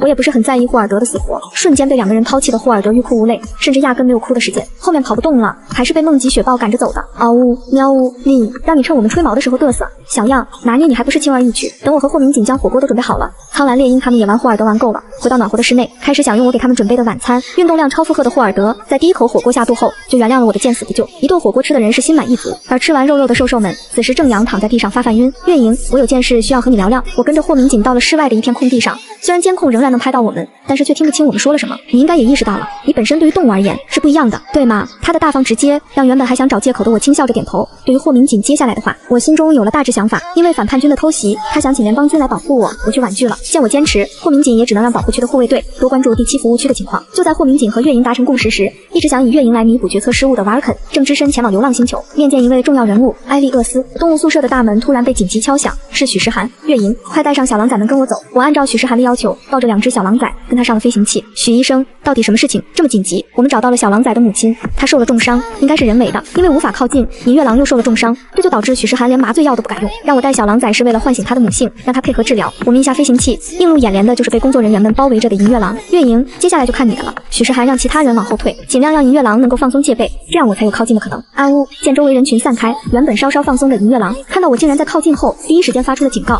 鲜血淋漓，龇牙咧嘴。即便是5米以上的距离，我都能清楚地看见他身上深可见骨的伤痕。别怕，我只是带你的孩子来见你。我轻柔的声音让银月狼原本紧张的状态竟有了些许的软化。而当我将一直被抱在怀里的小狼崽们轻轻放在地上的瞬间，作为母亲的银月狼在第一时间就认出自己的孩子。安屋，安屋，小年糕和小芝麻飞奔向银月狼，我将它们养得很好，能吃能喝，能跑能跳，现在已经是2只肥嘟嘟的小狼崽了。安屋看着自己一直牵挂的孩子好好的活着，银月狼的眼眶湿润，目光中满是慈爱与不舍。他知道自己活不长了。安屋，银月狼看着面前这个不知何时走到身边的人类，又见孩子们围着我的脚边打转，便知道我是可以信任的。你想让我继续帮你照顾孩子，我蹲下来，尽量给银月狼营造一种平等安全的感觉。安屋，银月狼眼中尽是不舍，他将小狼崽们的毛发舔舐了一遍后，拼尽最后一丝力气，将它们重新又推向了我，然后砰的一声，重重地倒在泥土里。安屋，不明所以的小狼崽们想要重回母亲的怀抱，却被狠狠地吼了，吓得愣在原地，不敢动弹。该死！我的眼睛都要尿尿了。让我抓到是谁伤了银月郎，我一定要让他血债血偿。见到托孤的这一幕，不知有多少人被银月郎所感动，眼含热泪，越发的希望我能够救下他，给他一个重生的机会。而我并没有让他们失望，你会好起来的，别怕。我无视满地的泥土，跪在地上，轻轻地将银月郎搂进自己的怀里，在无人察觉的情况下，将一枚药丸送入银月郎的口中。我看得出，银月郎和当初的梦极雪豹一样，不仅有深可见骨的外伤，还有严重的内伤。有我在，绝不会让你死。我轻柔地抚摸着银月郎的脑袋，见他慢慢地闭上眼睛，我低垂的眼睛倏然迸发出一道如寒冰般凛冽的光芒。我有点控制不住心底最深处的恶魔了。小狼崽一生最幸运的事，就是亲眼看着自己的妈妈被人类打断8条腿，因为只有当她濒临死亡时，收养小狼崽的我才会出现。最喜欢毛茸茸的我看着狼妈伤成这样，马上要控制不住内心的恶魔了。而在空中的苍蓝猎鹰发现了我的失控，立刻就飞到了我身旁，我的理智被唤醒，直接抱着狼妈回到了第7服务区。我把狼妈放在医疗室内的床上，兽医许诗涵给银月郎做检查，而区长霍明锦也到了医疗室。明明是在保护区内，银月郎为什么会抛下孩子跑到森林里？即便是去找暗夜狼王，也不至于丢下狼崽，是遇到了危险了吗？提起此事，霍明锦的脸色同样不好看。有人潜入保护区，将暗夜狼王抓走了，而银月郎是在听见暗夜狼王的呼唤声后赶去救他的。这也是为什么会将小狼崽留在草原上的原因。又是反叛军吧？除了反叛军，我想不到其他人，因为反叛军一直致力于研究凶兽大军来对抗联邦，但是想要制造凶兽，必不可缺的自然就是兽。暗夜狼王在动物世界中实力相当不错，确实是相当不错的实验对象。这件事情你不要再管了，我会处理好的。可我却不打算就此放下，如果不是保护区的疏漏，银月郎和暗夜狼王不会遭此一击。对此，霍明锦也很是惭愧，我会彻查保护区的内部人员，一而再而三的出现意外，霍明锦确实很有必要肃清队伍。而这边看着检查报告的许诗涵却睁大了眼睛，报告上显示银月郎的伤口竟然在自动修复。身为兽医，许诗涵很清楚银月郎必死无疑，可是现在银月郎不仅是外伤，就连内伤都在自愈，不出半个月他就能完全恢复。听完此话，霍明锦惊讶不已，难不成是银月郎发生了变异？这段时间你就住在医疗室，继续观察银月郎自愈的原因。但没有知道这一切都是因为我的那颗药丸。送走霍明锦，安顿好许诗涵后，我才回到了动物宿舍，打开了门。而此时初冬的第1场雪也到了，刚一开门，梦极雪豹就窜了出去。喵呜，抱抱最爱的就是在雪地里玩耍打滚了。奥斯汀，你不去玩吗？此时白金王虎只是趴在我的脚边，无趣的甩着尾巴。嗷呜，我才没这么幼稚呢。奥斯汀，我很想试试在雪地里玩球，你陪我好不好？对白金王虎颇为了解的我，一看他那跟着梦极雪豹滴溜溜转的大眼睛，就知道他只是不好意思去玩。于是我贴心的拿起给奥斯汀做的铃铛绣球，带着他主动靠近梦极雪豹。嗷呜，有我给台阶，白金王虎哪有不下的道理，立马跟上了我，尾巴欢欣雀跃的摇摆着，看得身后的苍蓝猎鹰一阵无语。卡尔纳，你也来呀！上一秒还嫌弃白金王虎没节操的苍蓝猎鹰，转眼就按照我的安排，马上就位。因为2只小狼崽还小，我干脆将他们送到了狼妈妈身边。3人3兽，要不咱们来打积分赛？单纯篮球未免太无趣，我便提议打比赛，加上许诗涵和霍尔德，刚好能分成3组。我没意见，不过你得先和他们商量好。还没忘记自己被奥斯汀他们加入黑名单的许诗涵撇着嘴。那梦极雪豹和霍尔德一组，你和卡尔纳一组，各就各位。规则也很简单，就是接球，人来抛球，兽来接，规定时间内接球最多的一组获胜。光比赛没有彩头吗？霍尔德有点馋好吃的了，最近因为银月郎的事情，我基本就是随便应付2口，或者直接喝营养剂，导致霍尔德只能去食堂干饭。可是食堂到底是大锅饭，没有我做的好吃。你想要什么彩头？烤全羊？我一松口，霍尔德立马顺杆往上爬。正好这2天送的物资里有一整头羊。霍尔德，你有没有点出息啊？就知道吃，还以为霍尔德会提出什么要求的许诗涵，简直无语了。行啦，我没出息，那到时候你别吃。凭什么？我就吃。看着他们像2个小学生一样吵架斗嘴，我哭笑不得答应了。别吵了，烤全羊可是很费时间的，你们再吵可就吃不上喽。接着我拿着球先做个示范，然后开启了录像模式，1人1兽相距5米开外，我将绣球高高抛向白金王虎，冷风吹过，绣球内的铃铛叮铃作响，白金王虎瞅准了目标，伸展着4肢奋力一跳，成功咬住了空中的绣球，然后他再把球抛给我，我也接得很准。奥斯汀真棒，第1球就完美配合。我开心地抱住白金王虎的大脑袋，狠狠地在他脑门上亲了一口。3分钟计时，我和白金王虎总共接到了28个绣球，到后面越配合越默契，几乎形成了条件反射，看得许诗涵和霍尔德是目瞪口呆。他们之前还大言不惭地想一争高下，现在看来分明是自取其辱，要不就只比我们2组的分数。好主意，我赞成。许诗涵和霍尔德第1次达成了前所未有的默契。第2场由许诗涵和苍蓝猎鹰上场，许诗涵拼尽力气地往空中一抛，可下一秒卡尔纳接住了球，竟然直接将球交给了我。见此情形，霍尔德直接笑出声。许诗涵，合着卡尔纳压根没把你当回事啊？就这样还想和他 PK？ 小样，被对手这般嘲笑，许诗涵当然是羞愤难当，气势汹汹地冲到了苍蓝猎鹰的跟前，而下一秒却双手合十，老大，鹰大哥，大爷，求了，就配合我吧，扑哧，哈哈，这回我是真绷不住了，我还以为他是想找苍蓝猎鹰干一架的。月莹，你笑够了吗？被点名的我立刻闭了嘴。哎呀，我不是让你闭嘴，你行行好帮我劝卡尔纳呗。许诗涵也清楚，这里真正能使唤苍蓝猎鹰的只有我。没有意外，苍蓝猎鹰回到了比赛场地，刚刚的就当热身了。为了公平，霍尔德和雪豹也得重新热身，重新计时。卡尔纳这回总算是配合着许诗涵完成了接球，不过他每次不仅不把球送回来，还特意叼到远处，让许诗涵自己去捡。来回奔波之下，3分钟内他们只完成了6次接球。许诗涵也不敢埋怨，怎么感觉比跑5公里还累？他倒在雪堆里，大口的喘着气，看着许诗涵笑点频出的视频，我满意的开始剪辑，顺便催促着霍尔德和梦极雪豹上场。相比起戏耍许诗涵的苍蓝猎鹰，梦极雪豹连耍一耍霍尔德的欲望都没有，就直接趴在雪地里假寐了起来。切，霍尔德，你还好意思说我？诺克特恩压根就懒得理你，可霍尔德却是满满的自信。切，谁说他不理我了？我可是有秘密武器的人。说罢，霍尔德掏出来一身饲养员专用的衣服，再加一张我照片的面具直接戴上。眼前熟悉的一幕让许诗涵瞪大了双眼。正当霍尔德以为许诗涵是怕自己赢过他，得意洋洋地冲着许诗涵手舞足蹈时，原本懒散的梦极雪豹已经开启了攻击模式。霍尔德成功唤醒了他当初不太美好的回忆，他立刻追着霍尔德狂奔。啊，我是月莹啊，抱抱你为什么追我啊？可怜的霍尔德，当初虽然跟着我一起去了第139星，但是刚到就被霍明景弄去清扫战场，根本不知道许诗涵曾经有过和他一样的骚操作。啊，月莹，救命啊！也不知道是第几次听到他们喊救命的我，无奈的从埋头剪辑中抬眸，然后就看见被梦极雪豹追着满场跑的霍尔德，看着他身上熟悉的饲养员衣服和面具，不用说就知道发生了什么事情。抱抱，回来，简简单单4个字，拯救霍尔德于水火之中。喵呜！听到我的呼唤，梦极雪豹果断放弃了追逐，奔跑着来到我身旁，清澈如蓝天的豹眼正委屈巴巴地望着我。好，是霍尔德不好，抱抱受委屈了，哪里见得毛茸茸这般委屈？我赶紧安抚着梦极雪豹，又是顺毛，又是捏耳朵，又是亲脑门，3件套下来，总算是哄好了。好啦，玩也玩够了，我们赶紧回室内准备晚饭吧。嘿嘿，烤全羊，我们来了。冬天吃羊肉很补，但光吃烤全羊未免有点腻，所以我准备利用多余的部分做羊肉汤和小炒羊肉。月莹，要不你再弄个羊肉串吧？上次看霍明景吃，我可馋了。好，那你们帮我打下手。对于这个不算过分的请求，我自然不会拒绝。不过现在时间上来不及，我只能在羊肉上多划拉几刀，让它尽快腌入味。我以最快速度完成了腌制浸泡的工作，才开始处理另外3道菜。我们忙忙叨叨，兽兽们就一直守在旁边，时不时的还能帮我拿个东西，乖巧的让人不敢置信。烤全羊，我也好想吃。主任，要不你和厨房的大师傅申请一下？中控室的工作人员光是看着屏幕都要流口水了。我安排霍尔德把羊绑在烧烤架上，看着炭火，然后许医生就帮忙转烤架，还有刷油。分配好工作，我先把羊肉汤炖上，然后才开始串羊肉串。咚咚咚，正忙着的时候，门口响起了敲门声。霍明景来了，想蹭餐饭，可以吗？当然可以，霍大哥快进来。1个小时很快过去，一掀开烧烤架的盖子，烤全羊独有的香气瞬间四溢，包围了整个厨房。金灿灿的烤全羊，外皮酥脆的我每切一刀都是刺辣的声音，诱人的让许诗涵他们不停咽口水。快，让我来，我要等不及了。许诗涵看着我切了几下，自觉已经学会后立马接棒，凭借着优秀的刀工，飞快地分解了小半只烤全羊。别急，还得撒上点孜然。3个大男人就这么老实巴交地守在餐桌前，眼巴巴等着我投喂。就连3只兽兽都被香味吸引了过来。嗷呜，喵呜，你们不能吃哦，烤全羊用的调料太多了，毛茸茸吃了对身体不好。那我们能吃了吗？见我还在教训3只兽兽，霍尔德都快等得头发白了。啊，当然可以。对于霍尔德的这个问题，我有点蒙圈，后知后觉的点头。话音刚落，就看到眼前刷刷刷的飞过3双手，转眼盘子里就只剩下一点边角料。味道怎么样？我也是第一次做烤全羊，心里还真没什么把握。不过下一秒看到他们的反应后，我就放心多了。好吃，我还要。在霍尔德第一个从椅子上蹦起来，冲向烧烤架后，许诗涵紧接其后，就连霍明景都端着碗筷在旁边等着，直到一整只烤全羊被吃得精光，只剩骨头，桌上的果酒和菜也都见底之后，他们才摸着肚子，横七竖八地躺在地上昏睡不醒。此时，图谋不轨的人也开始行动了。夜色朦胧，一道身形消瘦的身影飞速穿越森林，来到保护区的边界，打开形同虚设的铁门，与不明人士低声交谈。我刚刚观察过了，霍明景在第7服务区和月莹他们一起喝醉了。喝醉？霍明景倒是有闲情雅致，来人对霍明景嗤之以鼻，似乎多有不满。自从月莹来到保护区，待遇可不一般，否则你们也不会盯上他。作为内鬼，他再清楚不过月莹对于净化期兽人的重要性，这也是他和他们谈判的筹码。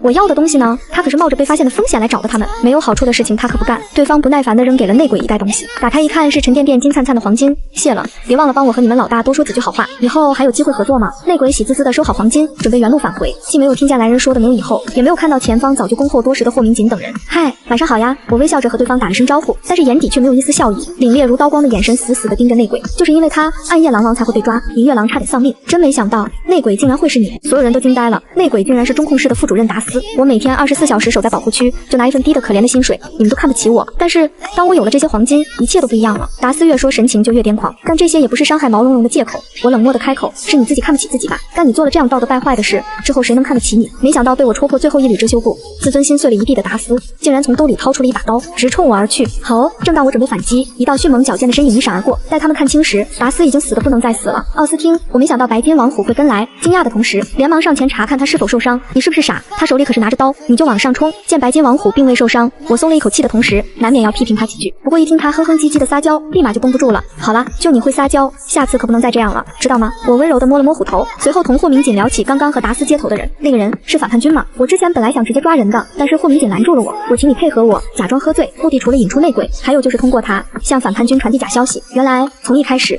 霍明锦来找我们吃烤全羊，就是为了打消达斯的顾虑，放松他的警惕，从而抓到他勾结反叛军的证据。我已经派人进行跟踪，一旦找到反叛军的据点，立即实行抓捕。事情结束后，终于闲下来的我，总算是有空看昨晚连夜上传的视频反馈了。刚一打开光脑的新网界面，我就听到不停的滴滴声，下载量竟然这么多。再次体会一夜暴富的我，将收来的版权费提现，又给毛茸茸们买了一大堆有用没用的东西之后，才开始看网友们的评论。好，白金王虎不愧是大猫猫，真是接球的好手。然后在一阵嘲笑声中，有人发现了亮点。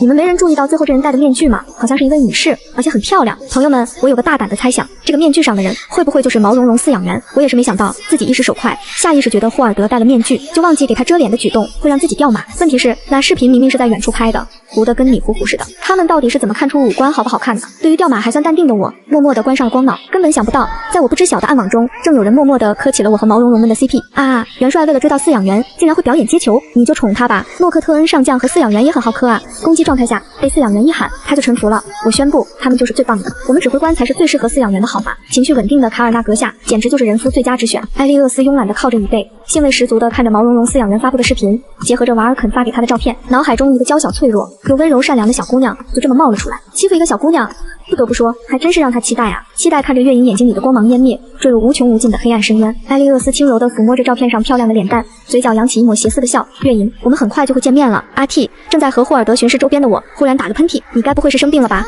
霍尔德见我打喷嚏，连忙关切地问候。没有，可能是有人在念叨我吧，只打了一个喷嚏就停下。我总感觉没好事。对了，我听说第3服务区出现了食铁兽的踪迹。食铁兽，那不就是老家的熊猫吗？我眼睛瞬间一亮，抓着霍尔德的衣袖，好奇地追问：真的假的？在第3服务区吗？我能不能去看看啊？近距离观看熊猫耶，说不定还能撸到国宝。见我这么兴奋，霍尔德都有点不忍心打击我，不过还是只能遗憾地摇摇头，估计是因为下雪，食铁兽也躲起来过冬了。你还是等开春吧。听他这么说，我觉得也有道理，但还是难免有些失落和担忧。天气这么冷，也不知道食铁兽有没有囤够竹子，万一吃不饱可怎么办？蓝星人天生就对黑白分明的熊猫有极高的好感度，我自然也不例外。面对越来越冷的冬季，还没亲眼见到大熊猫，我就已经开始心疼了。看着我忧心的面庞，霍尔德不禁感叹，难怪动物们都亲近月影，就冲这份真心，谁能不珍惜？要不等天气好点，咱们去第3服务区串个门。好主意，那就别等了，就现在吧。我直接将飞行器调转了方向，然后和第3服务区的站长联系，说我想去找食铁兽的踪迹。可是光脑刚接通，我就听见对面传来一阵惊呼，什么？服务区内闯进一只食铁兽？我每天抱着一群毛茸茸狂撸猛吸，却不知他们个个都是成年男性，帝国最尊贵的大佬们，就这样被我像乖狗狗一样饲养着。而今天第3服务区闯入一只食铁兽，好消息，闯入的是食铁兽宝宝。此时我和霍尔德正在赶去的路上，他怎么一直围着我们叫啊？是不是饿了？一般来说，服务区都是主动救助动物的，但是被动物主动找上门的还是第一次。不过幸好我们很快就赶到了，我立刻在熊猫宝宝面前蹲了下来。嘤嘤，熊猫宝宝一看到我，就仿佛看到亲人一样，围着我不停地叫，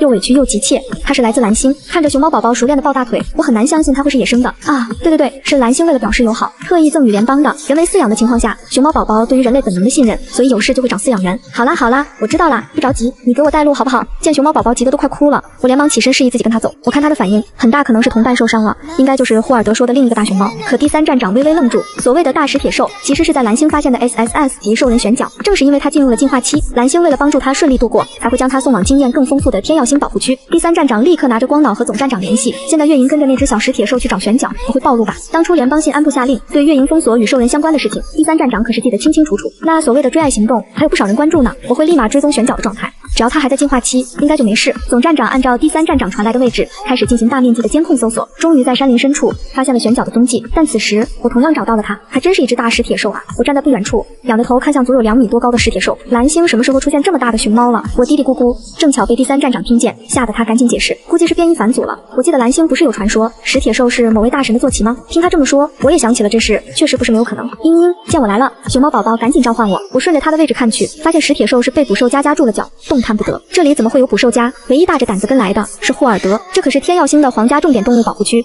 捕兽夹这种东西根本就不应该存在，很可能这就是达斯邦反叛军做的事情。那周围肯定不止这一个捕兽夹，甚至整个保护区都有。霍尔德去联系霍明锦，我则开始救助食铁兽。乖孩子，我是来帮你的，你不要踢我哦。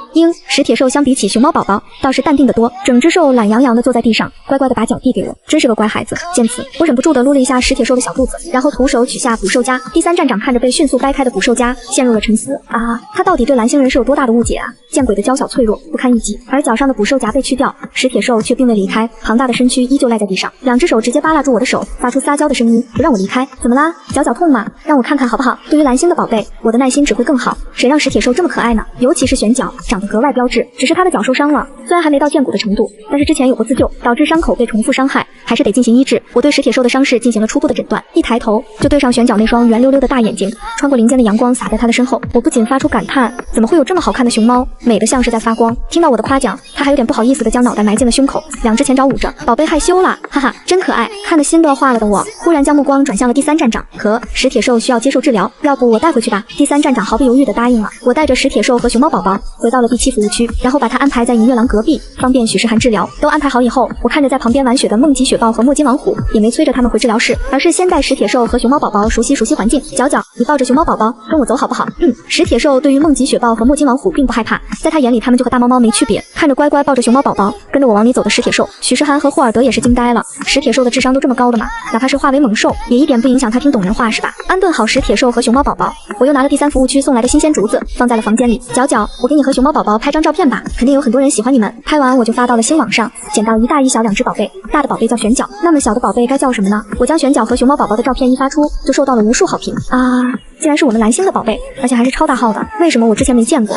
既然是蓝星的宝贝，不如就叫星宝怎么样？在看到星宝这个名字的时候，我眼睛瞬间一亮，觉得甚好。不光是我，其他的网友们对星宝的投票也非常高。很好，你就叫星宝吧。我抱起刚干完喷奶的熊猫宝宝，温柔的给他擦了擦嘴，看着他依赖在自己怀中的可爱模样，心都要化了，感觉自己有被无视的玄角，立马跑到我身后，哼哼唧唧的坐下。哈哈，角角吃醋了吗？我感觉自己就像套娃一样，石铁兽抱着我，我抱着熊猫宝宝，还怪舒服的。等许世涵给石铁兽配好药，我给他受伤的角上完药之后，便先离开了，准备顺道去看一眼银月廊。银月廊的伤势怎么样了？我之前偷偷给他为了自己带的药丸，虽然报告上显示银月廊的恢复速度很快，但是我该操心还得操心，已经好了大半，也是奇怪。说起银月廊，许世涵神情还有些激动，他已经将银月廊前后几次的报告上传给联邦动物研究院，那边对此也很感兴趣。如果不是已经入冬，再加上银月廊的伤还没好，联邦动物研究院说不定会派人来亲自观察银月廊的身体状况，可能他是想早点好起来，去救暗夜狼王吧。我支支吾吾的给银月廊找了借口，我记得有人说过，精神力量也是力量，有助于恢复身体，也许吧。嗷呜，喵呜，哔！正说着，连着苍蓝猎鹰一起，3只离家的兽兽都回到了服务区，正在呼唤着我。来啦，别吼啦！我笑着带他们去往厨房准备晚餐。我这边温馨快乐，其乐融融。霍明锦他们却是一直在忙反叛军的事情。自从揪出内鬼达斯之后，因为他死得太快，霍明锦都没来得及讯问，套出有关反叛军信息，导致线索都集中在了那个和达斯接头的人身上。可已经过去了好几天，但是派去追踪的人却杳无音讯。如果只是被发现倒还好，可万一是被反叛军抓走了，可就不妙。正如霍明锦预想的最糟糕的状况，那个被派去跟踪的执法员让反叛军察觉，悄悄抓了起来。而服务区的动物们越来越多，我也愈加忙碌。霍区长，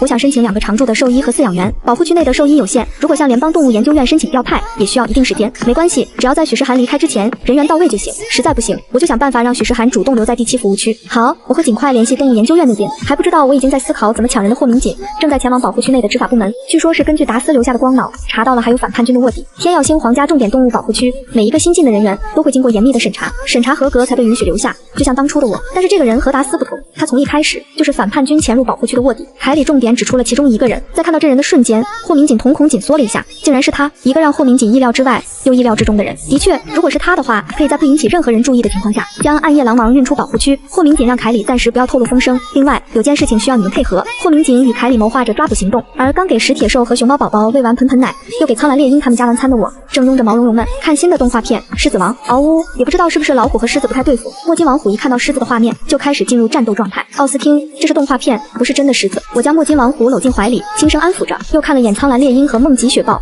发现他们也是一副蠢蠢欲动的模样，有点头疼的我开始怀疑自己是不是应该换个动画片。算了，让他们一致对外，内部和谐也不是不可以。此时的我并不知道自己一时的放纵会埋下一场啼笑皆非的群殴事件。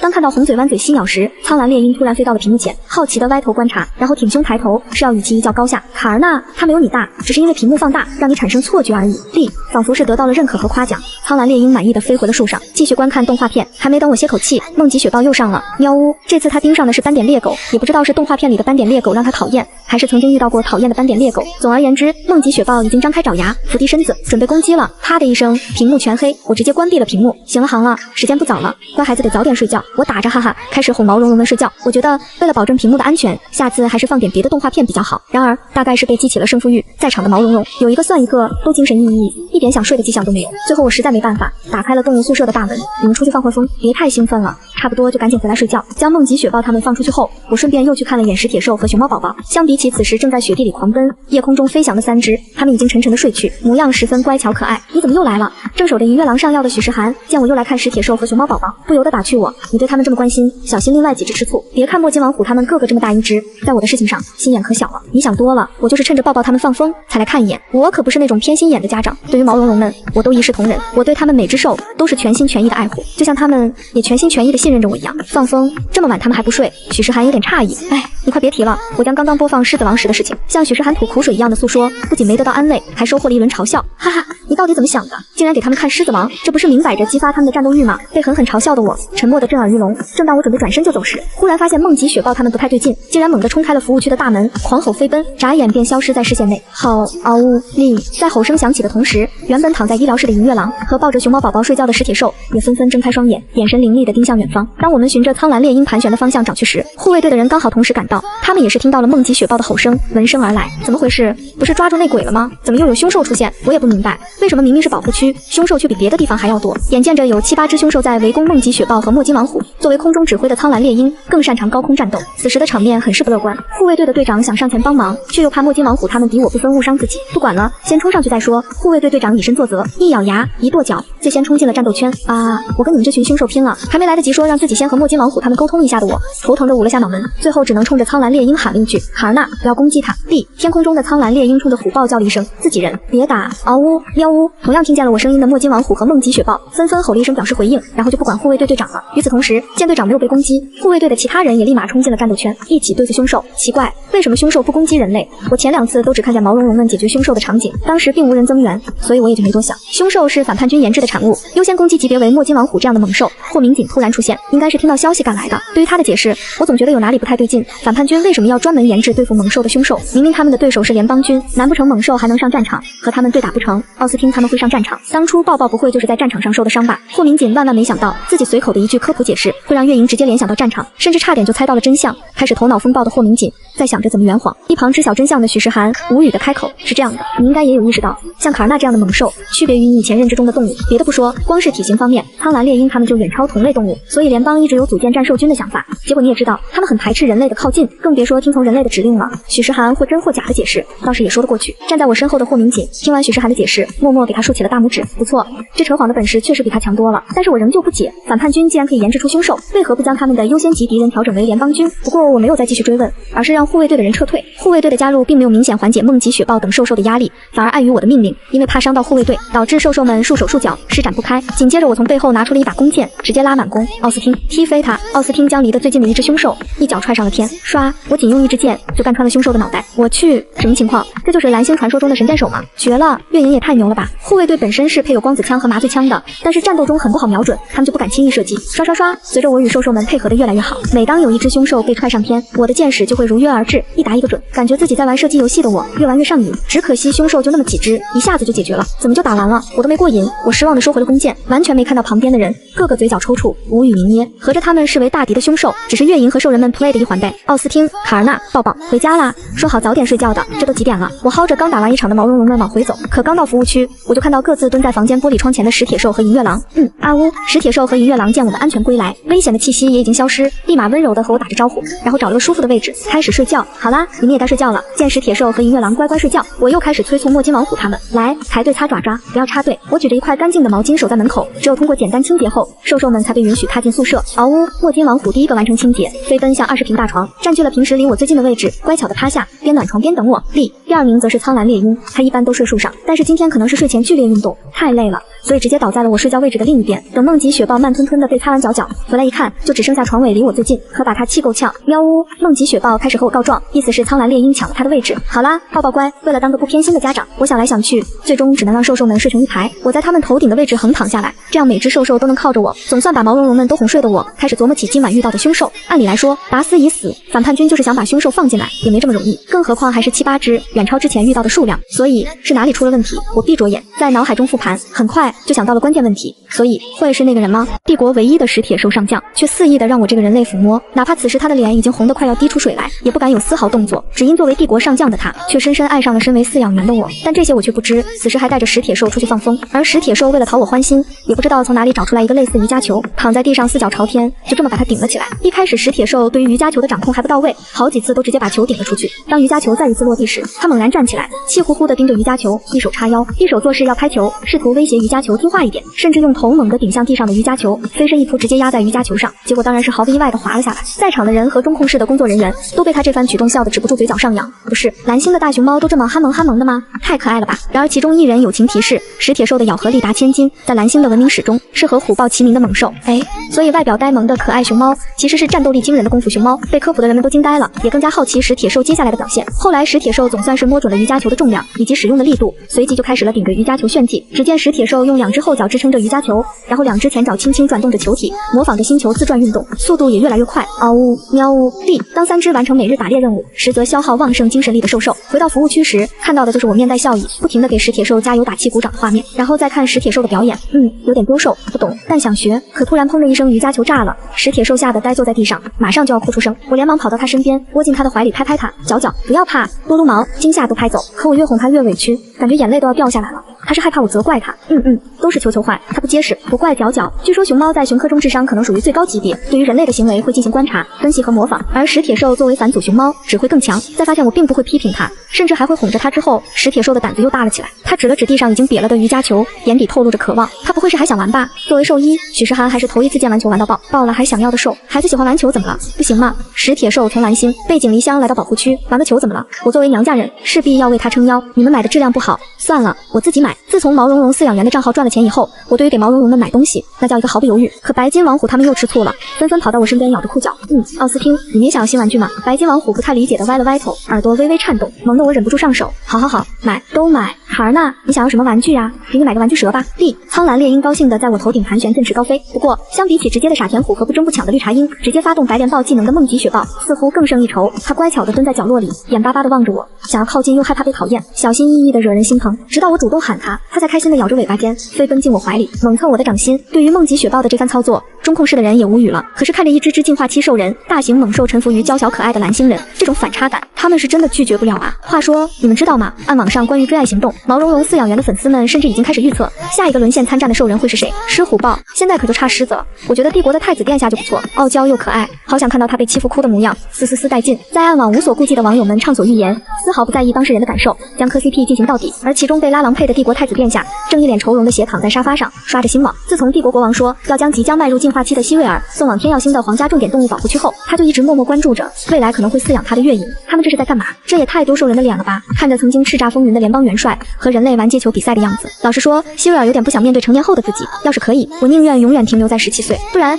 他怕进化期的自己会在不知不觉中留下一段难忘的黑历史。诺克特恩上将就是例子。希瑞尔郁闷地叹了口气，接着刷新视频，然后就看见了史铁兽和熊猫宝宝。这个女人怎么这么花心？才几天啊，就又捡了一只兽人。希瑞尔气鼓鼓地将光脑丢在床上，不愿再看。他跑到卧室的花园露台上透气，耷拉着脑袋。星际兽人那么多，难不成月影都要收下吗？对于希瑞尔的小性子，站在旁边的尤里卡再了解不过。希瑞尔大概是担心自己到了月影手里，争不过其他的兽人。其实帝国国王也可以将人请进皇宫，专门照顾希瑞尔，但是月影实在是太过特殊，若有人试图将月影化为己有，就意味着与整个联邦为敌。希瑞尔虽然被宠得有点傲娇任性，但不代表他不识好歹不讲道理。在尤里卡耐心的开导下，这位帝国太子对于接下来的命运也没那么抗拒了。还不知道自己已经被暗戳戳预定的饲养员我，正无奈地扒拉着最新的腿部挂件。每当我给熊猫宝宝投喂的时候，小家伙就会立马缠上我。无奈之下，我只能带着他去隔壁看音乐了。好在他和小狼崽们玩到一起了，见此我总算是松了口气。我感觉我都快成幼稚园园长了。我难得和许时涵吐槽了一句，你就珍惜吧，等银月狼的身体好起来，我就要带小狼崽回到草原上去了。只有大自然才是动物们最好的归宿。可惜暗夜狼王还没有消息，万一他被制成了凶兽，不就为时晚矣吗？可是我们还没找到反叛军的据点，急也没用啊。许时涵当然清楚，无论是救人还是救动物，都越早越好。可现在别说暗夜狼王了，就连执法员都赔进去了一个，要是能追踪到反叛军的位置就好了。许时涵的这句话让我灵光一闪，追踪位置，我忽然想到了什么，立马从医疗室冲了出去，跑到保护区内的执法部门找到霍民警。我想到找反叛军据点的办法了。我记得联邦是有军犬的，对吧？霍民警第一时间 get 到我的想法，你是想利用军犬找到反叛军？是，我记得当时从达斯身上找到了一袋金条，是那名反叛军留下的，所以追踪的气味有了。哪怕达斯身上的金条带气味消散，也可以利用那名执法员的衣物进行气味追踪，可以一试。我马上去联系。作为执法队队长，凯里在这方面的经验肯定更加丰富。他听完我的话后，眼睛一亮，立马打开光脑，向距离最近的军犬部门借调2只军犬。不过让他们没想到的是，想到利用军犬追踪反叛军的不只有我一人。你是说我们的据点迟早会被发现？瓦尔肯看着对面坐着的艾利厄斯，眉头紧皱。你们处理的方式就是留下那名执法员的命，想用来做研究。艾利厄斯也不知道反叛军是怎么从军事路线走向科研路线的，不过这不重要。他既然和瓦尔肯达成合作，自然不希望他功败垂成。联邦有军犬部门，他们平日里只是用于普通的巡逻以及紧急搜救工作，但是军犬最擅长的是追踪。被他这么一说，瓦尔肯也有点慌。我现在派人解决掉那个执法员，再让手下离开天耀星，你觉得来得及吗？相比起慌乱的瓦尔肯，艾利厄斯觉得将计就计最好。他让瓦尔肯手下带着执法员，将霍明锦他们引到陷阱截杀。我马上去安排，这次可得让他们好好感受一下我们反叛军的威力。而这边霍明锦和凯里现在正带着刚借过来的2只军犬开始行动了，但是在同行前，他被我拉到了角落里，我们又说了一阵悄悄话后才分开。等我回到第7服务区时，霍尔德已经严阵以待。我收到了区长的命令，接下来任你调遣。我还是头一回见霍尔德这么正经到我有点不习惯。你其实可以放轻松点，毕竟我也只是猜测，但他还是很严肃。霍尔德身为霍家人，因为月营对于所有的 SSS 级兽人乃至星际联邦的重要性，他非常清楚。万一月营真的在他手上出了事，他恐怕以死谢罪都不够。我索性随他便，随你吧。和霍尔德打了声招呼，我回到了动物宿舍。等我做好准备，毛茸茸们雪地里也打完猎，撒完欢的回来了。嗷呜哩喵呜，还没见到毛茸茸的影子，在动物宿舍里进行清扫工作的我，就听见门外传来妻子比弗的叫声。等我出门一看，才发现他们意外的收获颇丰，这是来邀功争宠了。哇，这几只兔子是卡尔纳抓的吗？好厉害！被夸的苍蓝猎鹰有点害羞的整理着自己的羽毛。奥斯汀，你竟然能在冬天抓到鱼，太棒了！白金王虎永远是最了解我食谱的那只，每次带回来的猎物我都吃得津津有味。嗷呜，见我开心的笑着，白金王虎乖巧的蹭了蹭我。正当我准备一只只的夸过去，梦吉雪豹已经准备好被夸的姿势时，我忽然瞥见旁边那只巨大的猎物，差点怀疑人生。不是，抱抱，你怎么抓了只鳄鱼回来？在我震惊、梦吉雪豹不解的情况下，奄奄一息的鳄鱼艰难地摆动了一下尾巴，它还活着。许是因为我喜欢吃新鲜食物，梦吉雪豹有样学样的没有直接将鳄鱼咬死，而是半死不活地拖着回到了服务区。喵呜，梦吉雪豹无辜地望着我，在疑惑我为什么不夸它。我有点头疼的扶额，我该怎么告诉梦吉雪豹？鳄鱼可以出现在它的食谱上，却不可以出现在人类的食谱上。抱抱，你也很厉害。不过这鳄鱼，我确实无福消受。温柔地抚摸着梦吉雪豹充满了问号的大脑袋，我轻声向他解释缘由。大概是这段时间的相处，梦吉雪豹估摸着我可能不爱吃鳄鱼，只能遗憾地叹了口气。养2脚兽可真不容易。嘿，他还会叹气。梦吉雪豹无声地踹了地上本就快要死了的鳄鱼一脚，嫌弃他不能为自己带来我的夸夸，然后郁闷地趴在了我的脚边，整只豹无精打采。我连忙搂住了他。好啦，抱抱不伤心了，你能惦记我，我已经很开心了。不管怎样，梦吉雪豹都是为了我才在大冬天的下水打猎的，光是这份心意就值得我珍惜了。之后我将鳄鱼交给许诗涵处理，就赶紧带着3只兽兽进了动物宿舍，他们身上或多或少都打湿了，得赶紧擦干吹干，不然容易感冒。平白无故又增加了工作量的许诗涵，则是老老实实给鳄鱼做了检查，发现梦吉雪豹只是把它搞晕了，实际伤害不算大，还有救。于是许诗涵将鳄鱼交给了拥有沼泽和湖泊的服务区，让他们帮着处理一下。好啦，总算又是干干爽爽的乖宝宝了。吹干最后一只毛茸茸，休息了一阵的我又开始忙活晚饭。白金王虎捞回来的鱼被我做了酸菜鱼片还有鱼羹，多出来的鱼肉被我搅成了肉泥，用来做鱼肉罐头，给毛茸茸当小零食。这兔肉怎么吃？要不弄个冷吃兔和麻辣兔头吧，就当小零食了。尤其是晚上陪着毛茸茸们看动画片的时候，吃个零嘴，喝个果酒，日子简直不要太美。原本严阵以待的霍尔德见我这边开始热火朝天的制作美食，丝毫没有风雨欲来的紧迫感，忽然也没那么紧张了，却不知这是暴风雨前的宁静。因为霍明锦和凯里他们此时已经在陷阱里了。随着军犬带路，一行人从原本的街道一点点走向近郊，然后是荒无人烟的荒废之地。我走前面，如果有危险，你们赶紧撤。凯里将军犬的绳子交给队员，自己走在最前方探路。正当他以为是自己想太多时，突然发现一把光子枪正瞄准他的眉心。撤退，撤退，有埋伏。随着凯里的怒吼，察觉自己已经暴露的反叛军立马下令开始射杀。该死，我们被围剿了。躲过一击的凯里扑倒在地，来回翻滚了好几下，才找到一个合适的掩体。幸好他发现的及时，其他队员并未受伤，而是各自隐藏了起来。凯里，东南向的废弃高楼有狙击手，我去解决。你带着人从西北方向突围。不行，霍区长，你带着执法队撤离，我负责击杀狙击手。凯里不等霍民警回答，直接开始行动。见到他离开，之前怀疑军犬能力的那名执法员立马悄悄跟了上去。霍民警当机立断，带着剩下的执法员移动到另一处相对安全的地方，利用掩体开始对反叛军进行反击。只是螳螂捕蝉，黄雀在后，反叛军竟趁保护区内里空虚，来了一招声东击西。紧急通知，保护区边界出现凶兽袭击，立马通知护卫队赶往边界剿灭凶兽。糟糕，凶兽朝着第7服务区去了，快去救人！中控室在第一时间发现凶兽闯入后，便开启了紧急模式。月营现在可是保护区最重要的饲养员，万一出了什么事情，谁都负不起这个责任。别想太多，第7服务区聚集了好几名兽人，凶兽应该是闻到了他们的气息。相比起其他人，总站长总是表现得最淡然镇定的那一个。听他们这么分析，众人纷纷松了口气。结果没想到，短短几分钟，凶兽就跟增加了1倍有余，甚至还在不断增加。这下子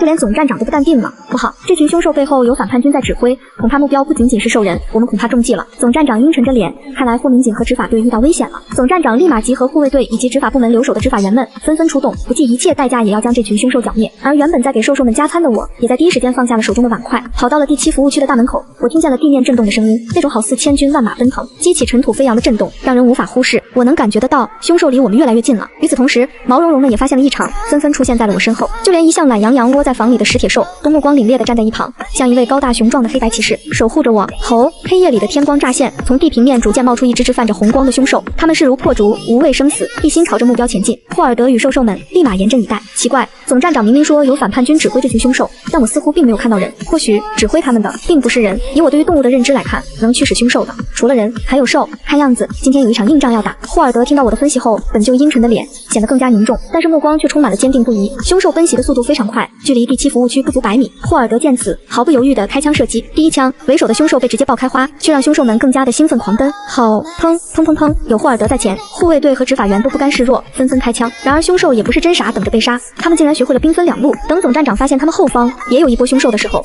已经来不及反应。吼！这回吼的不是凶兽，而是白金王虎他们。然而就在兽兽们对战后方凶兽，霍尔德等人击杀前方大军时，一道深沉如墨的蜿蜒身影突然出现，笼罩在我上方的高空中。月影，小心！只见浓稠黑雾包裹之下的庞大身躯逐渐靠近我，甚至有包围绞杀的趋势，这让所有人心中都提着一口气啊！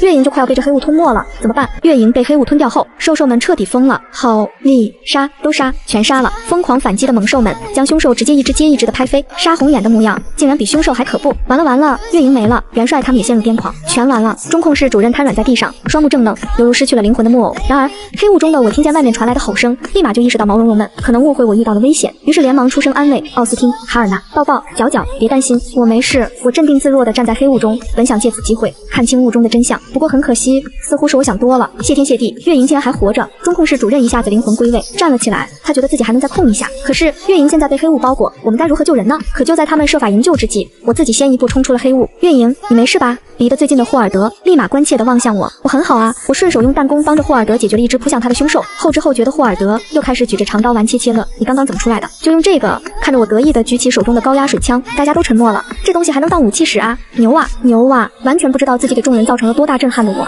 无辜的眨巴着眼，转身举着高压水枪对准黑雾。我还是很好奇里面的凶兽到底长什么模样。我将高压水枪夹在腋窝之下，固定好后直接开冲。还没见识过高压水枪威力的黑雾，就这么毫无防备的被冲开了一小块，露出一抹五彩斑斓如琉璃一般的黑色鳞片。咦，竟然不是毛茸茸！砰！黑雾高高抬起，又重重落下，水管直接给压爆。我见高压水枪被破坏，不高兴的瘪着嘴，然后从口袋里拿出了一双手套。在黑雾不解的视线中，我从容戴上手套，随后抬眸锁定目标，危险！这是黑雾所接收到的信号，不听话的孩子是会被揍的哦。我嘴角噙着笑，小脸上第一次出现了玩味邪魅的神色，猛地冲向黑雾，同时呼唤苍蓝猎鹰卡尔纳带我飞上去。听到我的召唤，苍蓝猎鹰毫不犹豫地飞奔向我，按照我的指示，鹰爪抓住我的双肩，冲上黑雾最上方，放，瞄准，降落。我好似乘风而来，轻松站立在黑雾之上，然后双手紧握成拳，在众人瞩目之下，狠狠地砸向黑雾。哞！黑雾忽然发出剧烈的声响，这声音听起来像牛，却又像猛兽，还有种金属管在地面摩擦的感觉，但仔细听，又有种流水般的电闪雷鸣。黑雾从剧烈的颤动变得群魔乱舞，可我却稳如泰山般压在上面，丝毫不受影响。我再次举起双拳，狠狠地砸向黑雾。这一次不等黑雾反应过来，我的连环拳就如大雨滂沱般狠狠地砸在他身上。感受到鳞片之下的肉痛，黑雾舞动得更加狂躁，想要将我甩下去。只可惜我就像是定死在上面，愣是巍然不动，拳头还越来越狠。哞！黑雾一声长吟，终于想起用尾巴把我扫下去，然后嗖的一下远离战场，消失不见。这家伙还会飞呢！被卡尔纳及时抓住肩膀的我，望着黑雾消失的方向陷入沉思。有鳞片还会飞，且体型特别大的动物，我怎么没见过？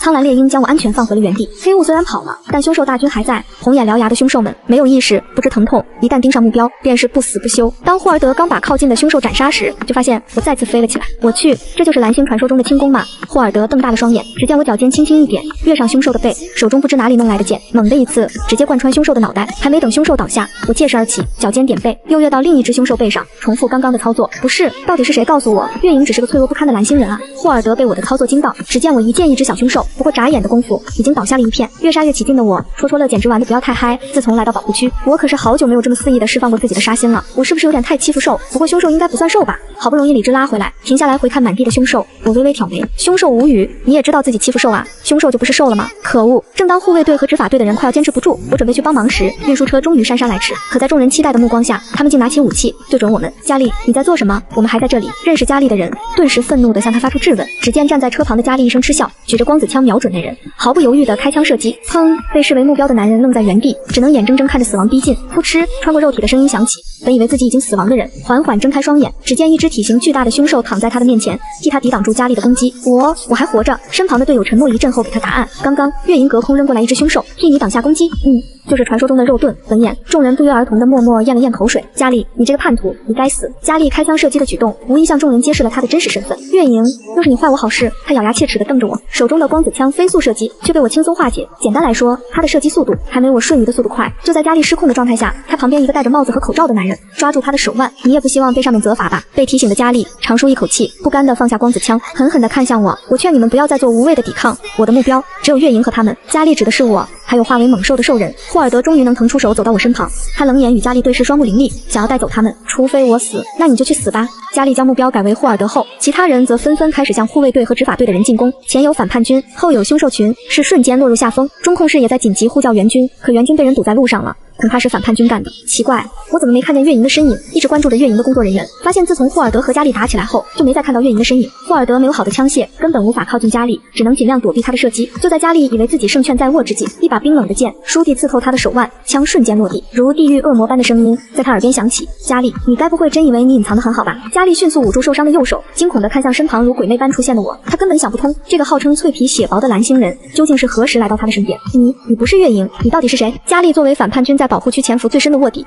月莹的存在就是他透露出去的。在接收到上头的命令后，他就时刻关注着月莹的动静。或许是命运捉弄，月莹少有出手场面，所以在他眼里月莹就是一个小趴菜。佳丽，束手就擒吧！我没有回答佳丽这愚蠢到极致的问题。束手就擒，哈哈，笑话，事到临头，佳丽不仅不死心，甚至还想拉着我们同归于尽。所有人给我杀，完成任务，全都有赏。佳丽等人拿着原本运输给护卫队和执法队的枪械，开始无差别攻击。好在被攻击的人也不笨，学着利用凶兽当掩体，不仅没受伤，还利用反叛军解决了不少凶兽。见此，佳丽的脸色更加难看，刚想说什么，就被我一剑架在了脖颈上。佳丽，让他们停下！不可能！佳丽想都没想的拒绝。我一声冷笑，直接在他脖颈上划出一道血痕。不要让我说第3遍，让他们停下！似乎是察觉到我真的起了杀心，佳丽既不愿放弃，也不敢吱声。然而有时候沉默也是一种拒绝。噗呲啊！你！佳丽瞪大双眼，看着自己被一剑洞穿的脚掌，不可置信。我刚刚说过，作为卧底，你并没有那么的天衣无缝。什么意思？难不成我早就暴露了？不可能，绝对不可能！如果我身份暴露，总站长为何还会让我运输武器到第7服务区？这不是白白便宜了我们吗？你想唬我？突然佳丽猛地后退，用左手从腰间拔出另一把光子枪，对准我就是一击，但却被我轻松躲过。正当他想要不顾一切攻击我时，却慌乱地发现光子枪里竟然没有丝毫能量。怎么回事？为什么会这样？是你动了手脚？我可没本事给所有人动手脚。我微抬下巴，示意佳丽看向混乱的战斗圈。正当佳丽同伙他们自信满满地拿出原本运输给护卫队和执法队的枪，准备继续扫射，扣下扳机的瞬间，才发现他们的枪里竟一点能量都没有。被所有人都看不起的弱小女孩我，却一刀砍掉凶兽的10个脑袋，甚至独自骑着大鹰击退了黑雾怪兽。怎料刚想松一口气时，自己的团队却出现了内奸。还好这一切都在掌握之中。佳丽是内奸的事情，我和霍民警区长早就知道，而这批枪械不过是请君入瓮的诱饵罢了。每把枪都只有1-2枪的能量，用来瞒天过海。之所以不揭露，是为了彻底查清保护区内所有卧底以及凶兽的所在。霍民警在追踪反叛军之前和我见面商议的就是这件事。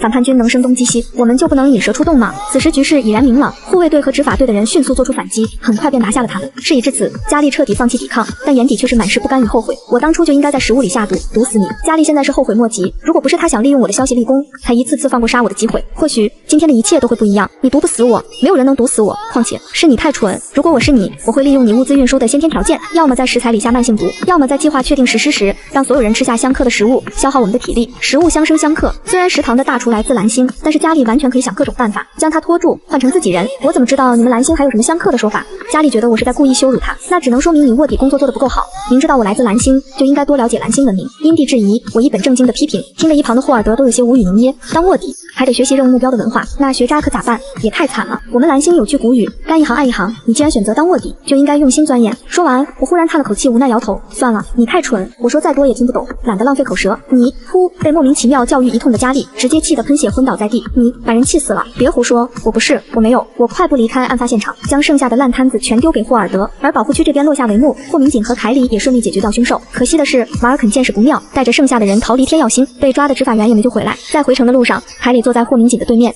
面色阴沉，心有不甘。但霍明锦却是安静得多，他双眼紧闭，脸色苍白，似是力竭。因为刚刚他化为兽身引开凶兽，又使用进化后获得的能力，以狂烈风暴之力席卷凶兽大军，这才扭转危机。而危机解除，坐在飞行器后排的执法员开始小声八卦起霍明锦的兽身。哎，你说霍区长的兽身到底是什么？看起来像鱼，可是又有翅膀，那翅膀老大一只，轻轻一扇我人都要飞了。嘘，你小声点，你也想被霍区长送进风暴里搅碎是不是？而这些身为 SSS 级兽人的霍明锦却听得一清二楚。其实他也不知道自己的兽身是什么，鸟头和翅膀，再加上鱼尾，体型庞大到有种遮天蔽日的效果，和其他的兽人相比就是异类。所以当初他不愿上战场，而是选择成为保护区的区长，便是不想旁人将他当作怪物。你们在后面嘀嘀咕咕什么呢？都给我坐好。凯里虽然听不到队员们的议论，但是用脚趾头都猜得到他们在说霍明锦，立马喝止，顺便点名不听命令，偷偷跟着他上楼干掉狙击手的执法员。还有你，看我回去怎么收拾你。教训完队员的凯里，又看向对面脸色不太好的霍明锦，你的事情我会让他们守口如瓶，放心。虽然他不清楚霍明锦为何隐瞒自己是 SSS 级兽人，但凯里不介意帮他一把。闻言，霍明锦总算是睁开双眼，多谢。与此同时，落荒而逃的瓦尔肯正气愤地坐在星舰上，看着手下们咬牙切齿。本以为胜券在握，万无一失的瓦尔肯，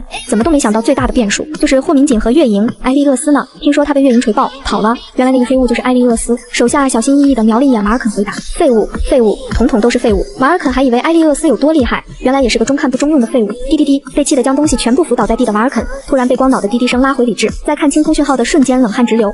尼克军长，反叛军地位最高的是首领，其次便是4位军长，天耀星的据点就是直接对接尼克。瓦尔肯将自己所知道的事情一五一十地交代清楚。听完后，尼克沉思半晌，终于开口：这件事我会向首领报告，你先去就近的分部待命，明白？总算是逃过一劫的瓦尔肯挂断通讯后，摸了摸一脑门的冷汗，疲惫地靠在椅背上，心里还在不停咒骂着给他出馊主意的埃利厄斯。阿 T， 埃利厄斯躲在无人区的深山老林里，狠狠地打了个喷嚏。保护区戒严，边界严防死守不说，连高压电网和红外都上了，导致他现在根本无法离开，真是被瓦尔肯坑惨了，头都差点被锤爆。埃利厄斯摸了摸脑壳上的鼓包，疼得直抽冷气，也不知道那个月影手上戴的什么玩意儿，锤起来连鳞片都差点挡不住，要不是他及时撤退，现在估计和佳丽一样被当成阶下囚。埃利厄斯看着被漫天大雪覆盖的苍茫大地，连个鬼影子都看不见，这让他很是堪忧。再这么待下去，恐怕还没被抓到就得被冻成冰雕，要不试试去碰瓷，这里是保护区，我若是化身为动物寻求保护也很正常吧。埃利厄斯甩了甩头发，眼睛里闪过一抹狡黠，能够当我的饲养员可是你的荣幸。月营，自从月营以一人之力接连干翻黑雾和凶兽大军之后，他的威名不胫而走，所有人都对蓝星人产生新的认知，很多人都在背后议论月营真是小小的身躯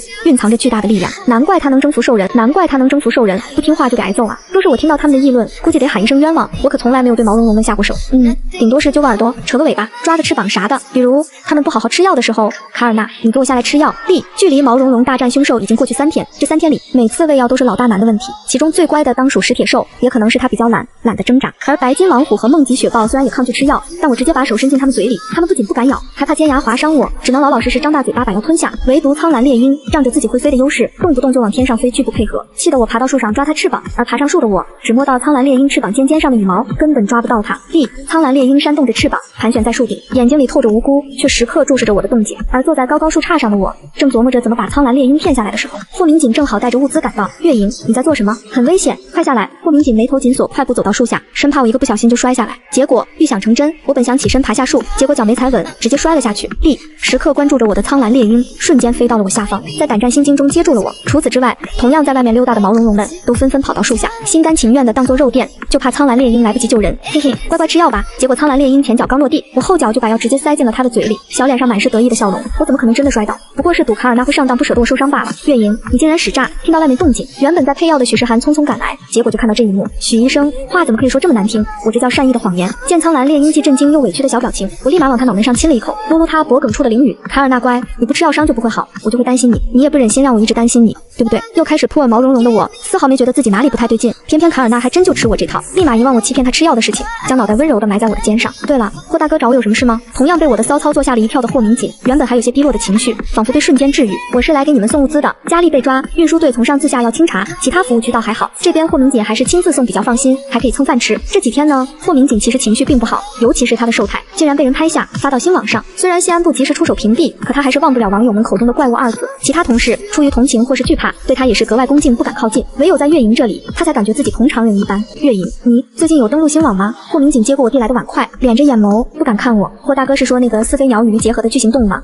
上传者不过短短几分钟就收入近100万联邦币，足可见阅读量和转发量。一旁知道真相的许时涵和霍尔德都敏锐地发现，我并没有用怪物2字称呼，唯独霍明锦太过紧张，反而没有注意到细节。我看到了，很酷很可爱，我眼睛发亮，开始滔滔不绝地向他们介绍蓝星的神兽文明。你们知道吗？在我们蓝星有一本古书叫《山海经》，记载着各种千奇百怪的异兽，甚至有不少族人会将它们当作神兽供奉，以求庇护。所以当我看到图片的瞬间，就想到一句名言：鲲之大，一锅炖不下。飞鸟和鱼，这不就是鲲鹏吗？鲲鹏被我的解释所吸引的霍明锦，目光终于从饭碗转移到了我脸上。鲲鹏也是神兽吗？它长得和图片上一模一样吗？别说霍明锦了，许时涵和霍尔德都被我说的好奇的很。图片上的动物确实很像鲲鹏，但是体型上还差得远。我从照片的比例估摸着，这顶多是一只鲲鹏宝宝，不是，都快遮天蔽日了，这还小。许时涵也是惊呆了。所以真实的鲲鹏究竟有多大？你不知道，书里曾记载，鲲鹏最大可达1000里之长，翅膀展开时，那才叫真正的遮天蔽日。这妖牛，那神兽有没有什么技能啊？霍尔德瞄了一眼霍明锦，知道他有心结，于是不动声色地帮他打听情况。据说鲲鹏扇动翅膀时会引起狂风大浪，而且飞行速度极快。闻言，3个男人都陷入沉思，倒是和霍明锦进化后的能力有些相关。霍明锦忽然想起诺克特恩，梦极雪豹中的梦极，似乎也来自蓝星文明。明明蓝星加入联邦并没有多长时间，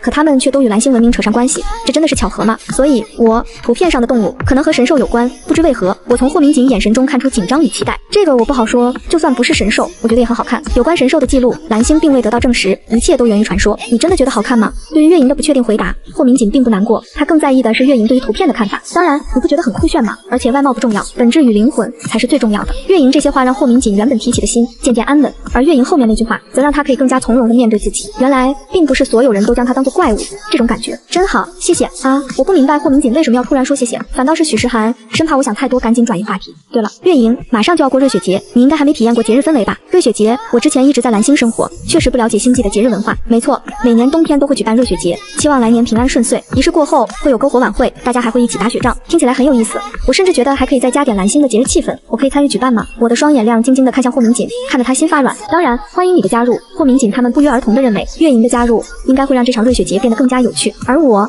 也确实没有让他们失望。热血节的举办场地在总服务站，一般是提前3天开始布置，除了个别岗位不能离人之外，几乎所有人都会帮忙。正好毛茸茸最近一直待在室内养伤，运动量太少，我就带着他们一起来，顺便看看能不能给他们报个名。一旁的工作人员眼睛瞪得溜圆，月莹该不会是想说元帅和指挥官他们要表演节目吧？想问又不敢问，月莹怎么会有这么离谱的想法？哦，卡尔纳他们还会表演节目，这倒是让总站长有些好奇，毕竟在星际是不存在动物表演的。呵，这是说来话长，我有点心虚的咳嗽2声，生怕总站长觉得我把毛茸茸们养歪了。但我发誓，我绝对没有逼他们表演节目。其实我也拒绝动物表演，可是我无法拒绝动物硬要表演。也不知道是不是上次旋脚顶球的举动启发了梦极雪豹他们。前2天我开门的时候，竟看到4只毛茸茸利用现成的物品练杂技。他们发现我看见后，立马装作若无其事，打盹的打盹，舔毛的舔毛，摇尾巴的摇尾巴。反正就是不敢看我。如果不是苍蓝猎鹰的眼睛时不时睁开偷看，白金王虎舔舐着旋角的毛，梦极雪豹咬的是白金王虎的尾巴，就更好了。一定是我开门的方式不对，重来。我迅速关上门，等我再次打开之后，发现毛茸茸们又换了一种杂技姿势。对于我再次闪现，毛茸茸瞪圆的眼睛里满是震惊和被欺骗的受伤。突袭一次就算了，你怎么还来第2次？综上所述，我觉得应该满足他们表演的愿望。听完我的描述，总站长只能答应了。嗷呜哩喵呜，兽兽们连连道谢，完全不像之前那么排斥人类。总站长有点哭笑不得。好，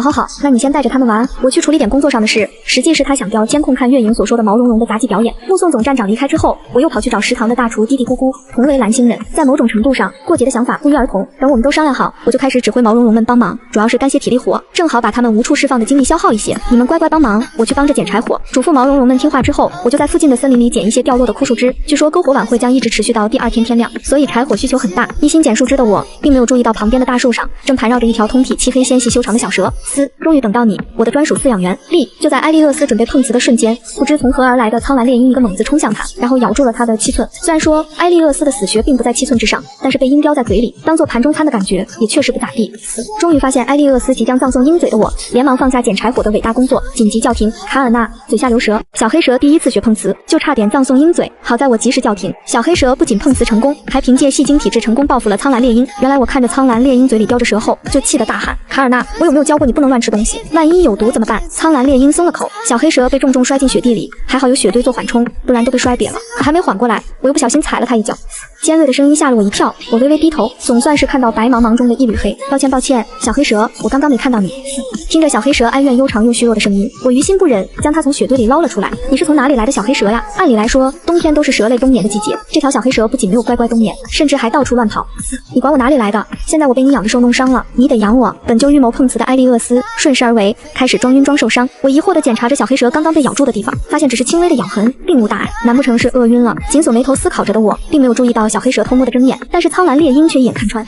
苍蓝猎鹰想要将小黑蛇从我手里叼出来，再扔远点，结果被我轻拍了一下上会。这蛇看着无毒，要是真死了，苍蓝猎鹰是就吃了。可是现在没死成，我也不好参与杀生。凶兽，你是不是忘记把我们当戳戳乐的时候了？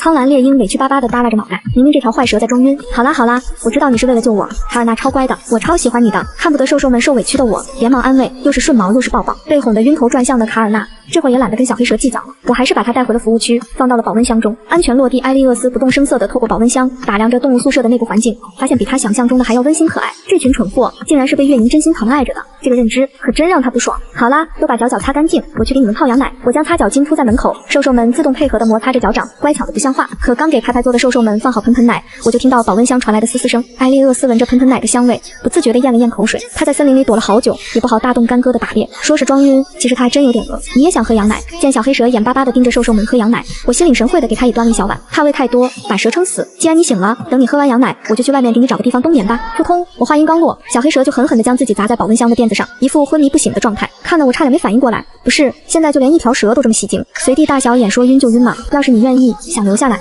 好吧。这回不等我说完，原本晕倒在垫子上小黑蛇立马弹起来，继续喝羊奶。见此一幕，我还有什么不明白的？我竟然被一条蛇碰瓷，还赖上了。小黑蛇成功碰瓷，留在动物宿舍混吃混喝。冬天毛茸茸们基本非必要不外出，所以我现在要管着他们的一日三餐。你怎么也来凑热闹？我发现自己手腕上忽然多了一只通体漆黑的镯子。埃利厄斯才不想一条蛇待在宿舍，更何况里面还有一只鹰。算了，你就这么盘着吧。忙着晚饭的我也懒得搭理小黑蛇，反正它这点重量不值一提。可一转头就看见气鼓鼓的兽兽们，他们看见竟然有一只不要脸的蛇单独和月莹腻歪在一起。嗷呜，喵呜，哩汪。好吧，熊猫宝宝又被吓到了。月莹，我怎么觉得这条小黑蛇脑袋上长了角？我疑惑地瞥了一眼在手腕上装死的小黑蛇，并未发现异常。而此时许诗涵凑近盯着小黑蛇，也确实没发现无意中瞥到的小角，迅速收起小角的埃利厄斯，好险，差点就露馅了。嗷呜！白金王虎见我的注意力被许诗涵带偏，不满地出声：奥斯汀，怎么啦？我顺手就往白金王虎的耳朵上摸摸，结果不小心抬错了手，差点让小黑蛇直接蛇入虎口。小黑蛇顺着我的手臂一直往上爬，立志远离白金王虎这个危险的大猫猫。结果躲了虎，又来了鹰。绿茶鹰卡尔纳早就看不惯小黑蛇了，因为他跟自己一样心机和腹黑。苍蓝猎鹰想要捉住小黑蛇，结果这次实在是太阴险，竟然爬到了我的头上，让卡尔纳根本无法下嘴。嘿，这小东西还挺聪明，竟然知道利用你来保护自己。蛇类本身很有灵性，通人性也正常。在蓝星的神话故事中，蛇可以化为蛟，再由蛟化龙，足以说明他们的天赋。对于蓝星的神话传说一直很感兴趣的我，说起这是头头是道，言语间还隐含着自豪。开玩笑，那可是龙族的预备役，龙耶，真的假的？龙长什么样？霸不霸气？每次一听我说起各种神话动物，许诗涵就分外好奇。龙啊，我差点忘了锅里还炖着肉，我刚说了个开头，就被厨房里炖着的肉给召唤了过去。徒留八卦失败的许诗涵失落地耷拉着脑袋叹气。不过失望的可不只是他一个人。埃利厄斯在听见月莹说的蛟和龙之后，原本清澈的痘痘演变了漆黑，若有所思，直到开饭思绪才被香气拉回。好奇的埃利厄斯趁我不注意，叼了一小块炖好的肉囫囵吞入腹中，舌尖传来的美味让他眼睛噌的一下就亮了。不是，蓝星人都吃这么好吗？竟然如此美味，那我这么多年喝的营养剂算什么？不可以哦！正想再偷偷摸摸叼一块肉的小黑蛇，转眼就被我逮了个正着。你应该只能吃生肉吧？我将小黑蛇从饭桌子上扒拉下来，放到地上，那里摆着他专属的小碗。未能满足口腹之欲的小黑蛇，也只能不爽地甩了下尾巴。等吃完饭，许诗涵和霍尔德轮流收拾饭后工作，一切搞定后，我就带着毛茸茸开始享受购物的乐趣。隔天我在蓝星买的快递就到了，刚一打开，就被眼尖的石铁兽发现他最爱的球球，一拿到球，石铁兽就格外起劲。见石铁兽有新玩具，其他的毛茸茸们纷纷自觉排队，就连2只小狼崽都在银月狼的指引下乖乖排队。我给所有的毛茸茸都准备了玩具，给苍蓝猎鹰挑选的是一只电动玩具鼠，至于为什么不是蛇，主要是怕它不小心弄错真假，一口吞了小黑蛇。而梦吉雪豹喜欢钻来钻去，我特意定制了猫用彩虹折叠隧道。至于白金王虎，作为大猫猫，没有什么比一根巨型逗猫棒更能讨它欢喜的了。叮铃铃，刚拿到逗猫棒，奥斯汀就迫不及待地玩了起来。一旁冷眼看着这温馨一幕的埃利厄斯，内心嗤笑，眼露鄙夷。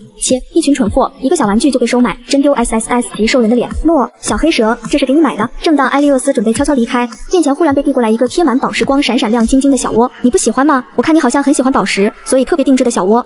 喜欢。埃利厄斯看着那里软软糯糯，外面却贴满各种颜色宝石的小窝，忽然觉得就这么待在这个蓝星人的身边，好像也不错，有吃有喝，还有玩，时不时智商碾压一下愚蠢的兽兽们，也挺有趣的。好啦，我帮你把窝放好，你自己去玩会儿。除每只毛茸茸的玩具之外，我还买了动物按钮，不同颜色的按钮会说不一样的需求，真正实现人兽沟通无障碍。然后还订了超大跑步机，给兽兽们增加运动量。月莹，你这是给他们搬了个游乐场回来啊？看着越来越丰富的动物宿舍，许诗涵和霍尔德都不禁感叹，我们这边幸福快乐，四处逃窜的瓦尔肯显然就不是很开心了。自从天耀星的据点被一窝端，瓦尔肯就彻底成了没有实权的空架子，带着手下寄人篱下，直到尼克军长再次联系他。滴滴滴，尼克军长，你有什么吩咐吗？黑巫师有话要问你，你如实回答。尼克撂下一句话后便退开。你之前和尼克说霍明锦的兽身似是飞鸟与鱼。瓦尔肯敏锐地察觉到对方对霍明锦兽身的好奇，立马将当时的所见所闻一五一十的交代。当黑巫师从他口中得到想要的回答后，便直接离开，通讯也就此结束。你在想什么？尼克见得到答案的黑巫师站在实验室的操作台前，一言不发，有些不解。没什么，听说你们最近抓到一个 SSS 级兽人，我要他。黑巫师作为反叛军中唯一的医学研究人员，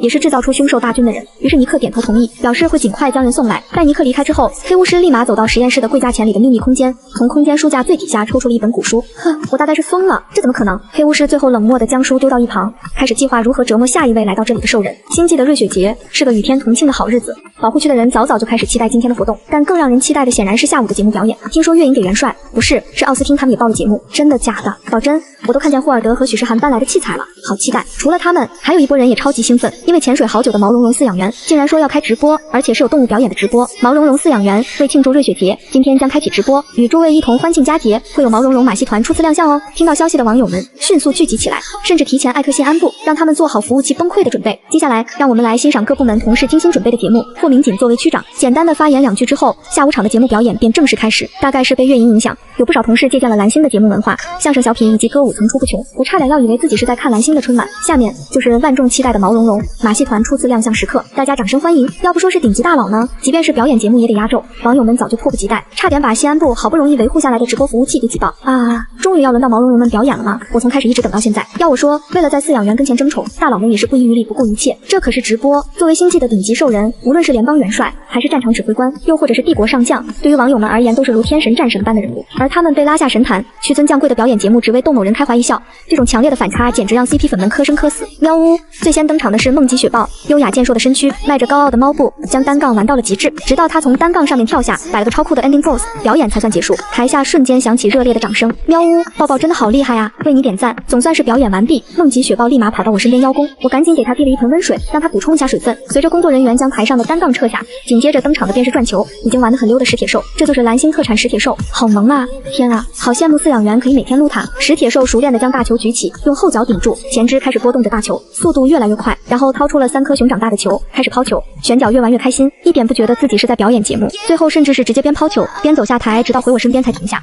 脚脚好棒，超喜欢你！又一只来邀功的毛茸茸，我当然不会区别对待，一套流程下来将石铁兽安抚得舒舒服服。B 惊喜一波接一波，下一位登场的就是苍蓝猎鹰。B 惊喜一波接一波，下一位登场的就是苍蓝猎鹰。早就等候在大树上的他，从天而降，于高空盘旋中迅猛地冲向观众席，在众人惊呼声中平稳落在台上。苍蓝猎鹰要表演的节目很简单，但是需要人配合，这个人当然是非我莫属。接下来，让我们欢迎最受宠爱的毛茸茸饲养员月莹登场。天，原来毛茸茸饲养员长得这么漂亮吗？因为之前的视频我都给自己打码，所以这次是头一次在粉丝面前露面，终于明白大佬们为啥都要待在饲养员身边争宠了。这谁看谁不迷糊。我身披红色的超长款斗篷，隐约露出一抹蓝色长裙的裙角，在白茫茫一片的雪地里格外耀眼夺目。大家好，我是毛茸茸饲养员月莹，接下来将由我和苍蓝猎鹰为大家带来一段表演。卡尔纳利，随着我的一声呼唤，苍蓝猎鹰瞬间飞向天空，盘旋在上方，绕了几圈后一个猛子冲向我，鹰爪紧紧抓住了我的双肩，一人一鹰就这么飞上了天啊！我要吹爆这个表演，美女与野兽，掳走抢破球进，真的好磕。苍蓝猎鹰带着我绕着场子飞了好几圈，甚至几次惊险动作，引得众人嚎叫，差点被吓出心脏病。全场最淡定的恐怕就是我本人，丝毫不担心卡尔纳会将我摔下去，整个人悠闲自在的仿若高傲女王巡视领地。月莹这心理素质真是绝了，霍尔德都不免为我竖起大拇指，这得多信任卡尔纳，月莹才能在毫无安全措施的情况下完成表演啊！月莹并非柔弱菟丝花，并非是需要人时刻保护着的存在，她从来不是弱者。相比起自家的傻侄子霍明锦，显然看得更多想得更广。果然，月莹和卡尔纳 CP 就是最亮眼的，真的好爱！我宣布我是死忠粉了，所以我不受毛茸茸的青睐，是因为我不敢全身心信任以性命相托吗？要哭了！此时此刻，网友们终于能明白为什么奥斯汀他们会心甘情愿化为猛兽，只为留在月莹身边，还伙同联邦打造追爱行动，这简直是官方按头磕，不磕都说不过去啊！苍蓝猎鹰成功降落，轻柔地松开抓着我肩膀的爪子，然后站在我的身旁，一人一鹰鞠躬谢幕，掌声热烈响起，久久不绝。此时台上的白金王虎已经开始做准备了，奇怪。怪，为什么台上有这么多圈圈？是要表演跳圈吗？正当网友们觉得兴致样样时，忽然台上一排排圈套被赋予热烈的火红，瞬间点燃整个场子，网友们被燃爆。奥斯汀这是要跳火圈，接连6个巨大的火圈在半空中绽放着烈焰。白金王虎目光坚定地站在最前方，前身匍匐，后背弓起，已经蓄势待发。然而意外总是突然出现，正当白金王虎准备开始表演时，一道白金色的身影如离弦的箭一般冲了出去，直接顶替了白金王虎的位置。谁能想到，帝国最傲娇的太子殿下竟为争宠当起了小哭包，而这也是他第一次主动将自己与雌性扯上关系。原来就在刚刚，当所有人还在震惊白金王虎要钻6个火圈时，受化的帝国太子就如离弦的箭一般冲了出去，直接顶替了白金王虎的位置。嗷呜嗷呜，被截胡的白金王虎愤怒地吼叫着，可白金巨狮还在开心地跳着火圈。奥斯汀再也忍不住了，呜嗷！被吼的白金巨狮同样毫不示弱，低沉的低炮音瞬间响彻整片区域，一狮一虎就这么对吼起来，苦的只是在场所有人的耳朵。而此时西安部也快速关了直播，我见白金王虎似乎想要攻击白金巨狮，连忙上台抱住他。奥斯汀，乖，别把嗓子吼坏了，你是最棒的。我这回也不好让白金王虎不生气，毕竟白金巨狮这是干的确实有点欠揍。原本气冲冲都快要干架的白金王虎，愣是被我按了下来，但是尾巴还在不爽地甩动着。力喵呜！虽然白金王虎被我控制住了，但是梦极雪豹和苍蓝猎鹰却不约而同地加入战场，直奔白金巨狮而去。啧，真是兄弟情深啊！许世涵作为黑名单的热门人选，根本不敢靠近怒火中的猛兽们，也就只能在台下区2句，少说风凉话。身为区长，现场出现状况，霍民警必须处理。看着被围殴的白金巨狮，尤里卡赶紧跑了过来，抱歉，霍区长，希尔本来只是想提前看一眼未来生活的环境，结果一看到火圈就显出瘦身，我拦都拦不住。尤里卡也很无奈，他知道希瑞尔的真实目的其实是月营，但却没想到会发生现在这种事情。他看样子是进入进化期了。霍民警自己本身也是 SSS 级兽人，所以对于希瑞尔的状态十分清楚。我确实没想到会这么突然。您看现在，虽然帝国早就和保护区这边打好招呼希瑞尔会来，但尤里卡还是为刚刚的事情感到抱歉。记住，不要泄露身份，无论是你还是希瑞尔，顺着我的话说，因为此时我已经朝他们走来，而白金王虎已经加入了全欧战场，我却一点也不担心。霍区长，没事的，他们就是打闹一下，下手知道轻重。我估摸着应该是上次给他们看狮子王，现在还记着呢，所以这白金巨狮是撞枪口上了。听我这么一说，霍民警似乎也想起之前的事情，对此颇为认同的点点头。既然如此，就随他们闹一闹吧，无论是男人还是猛兽，打个架说不定感情反而变好。好，霍区长，这位是，我注意到尤里卡很久了，从刚刚的情况来看，那头白金巨狮应该是他带来的。哦，这位是帝国的尤里卡侍卫长，是白金巨狮的认养人。认养人，尤里卡不太理解这个称呼，但是还是老实的默认下来。原来如此，所以您带白金巨狮来保护区，是想让他在这里生活？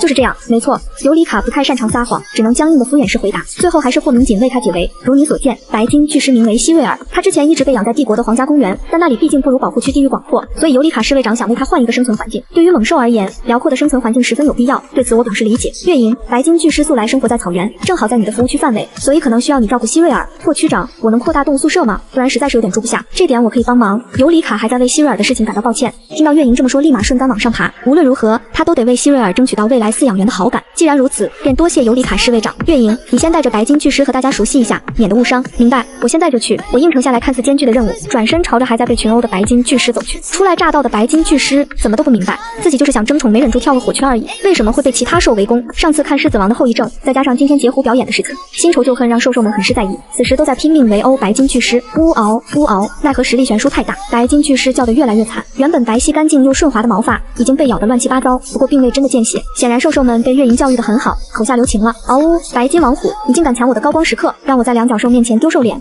苍蓝猎鹰，敢抢我兄弟的风头，看我不把你的毛都啄下来！喵呜，梦极雪豹，上次两脚兽就看你看得入迷，你竟然还敢来真的，那就别怪我不客气。毛茸茸的一个接一个的吼声，让赶过来化解矛盾的我还没靠近，只觉得耳膜都快被他们震破。奥斯汀、卡尔纳、诺克特，一听见我的声音，咬得满嘴毛的三只兽立马回头看向我。被困在中间的白金巨狮，就像是一只被蹂躏破碎的巨大玩偶，满脸懵逼的呆坐在那。呜嗷呜嗷，好吧，用低音炮哭得撕心裂肺的狮子，我也是头一次见。呵，马上就要吃晚餐了，要不先休战？嗷呜！一看到我，白金王虎立马委屈巴巴的上前求撸，求安慰。我赶紧将他的虎头虎脑搂进怀里。好，我知道奥斯汀受委屈了，抱一抱，摸摸头，回去给你弄好吃的，好不好？我温柔的哄着白金王虎，让本就觉得自己很委屈的白金巨狮羡慕的看在眼里，绿宝石似的眼眸紧盯着抱住大老虎的身影，似乎在思考什么。呜嗷！白金巨狮立刻像小哭包一样哭了起来，就是开头的那一幕，立马迎来三双不善的目光。就连被我搂在怀里的白金王虎都回头盯着他不放。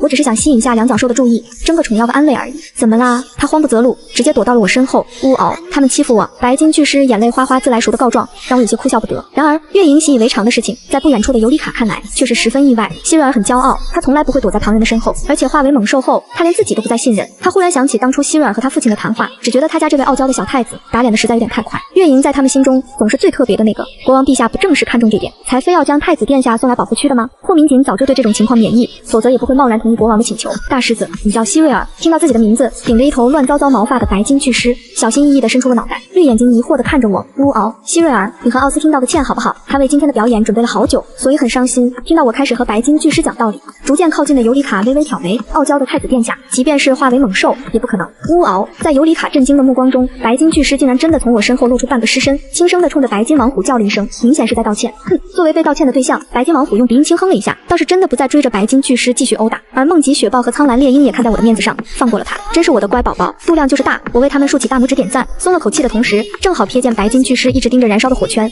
狮眸里透着蠢蠢欲动。我突然有了个好想法，奥斯汀的表演还没开始，不如和希瑞尔一起跳火圈，合作表演。嗷呜！看在两脚兽的面子上，白金王虎勉为其难的同意了。那就这么决定啦，到时候我给你们录制下来，让所有喜欢你们的哥哥姐姐一起看，好不好？我趁着火圈还在燃烧，将拍摄装备弄好，然后指挥着一虎一狮开始表演。哇，月影好厉害！这么快就让白金巨狮融入了其他猛兽，留下来看热闹的围观群众纷纷鼓掌，这让白金王虎和白金巨狮十分愉悦，越跳越起劲。尤里卡看着玩得特别开心满足的太子殿下，很是欣慰。不过也不知道等太子殿下度过进化期，发现自己乱糟糟的样子上了热搜，会是什么表情？帝国太子什么表情不知道，反正当毛茸茸饲养员将视频发出来后，网友们是觉得挺可乐的。本来他们还以为直播黑屏后就无后续了，没想到月莹这么有良心，还保障售后，他们可太爱了。于是又增加了一波打赏，这边很高兴，但作为反叛军军长的尼克显然并没有那么高兴。没想到帝国竟然连太子殿下都放心交到月莹手里，这人果真不可小觑。原本瓦尔肯跟他说起月莹的时候，他还觉得是瓦尔肯在为自己找理由脱罪，却没想到竟然真有能够收服进化期兽人的人类，而且还是众所周知的脆皮蓝星人。尼克军长，我有一个提议，不知当讲不当讲。尼克的手下阿杰见他有些苦恼，便大胆地提出想法。我觉得与其除掉月莹，不如想办法让他为我们所用。你这不是废话吗？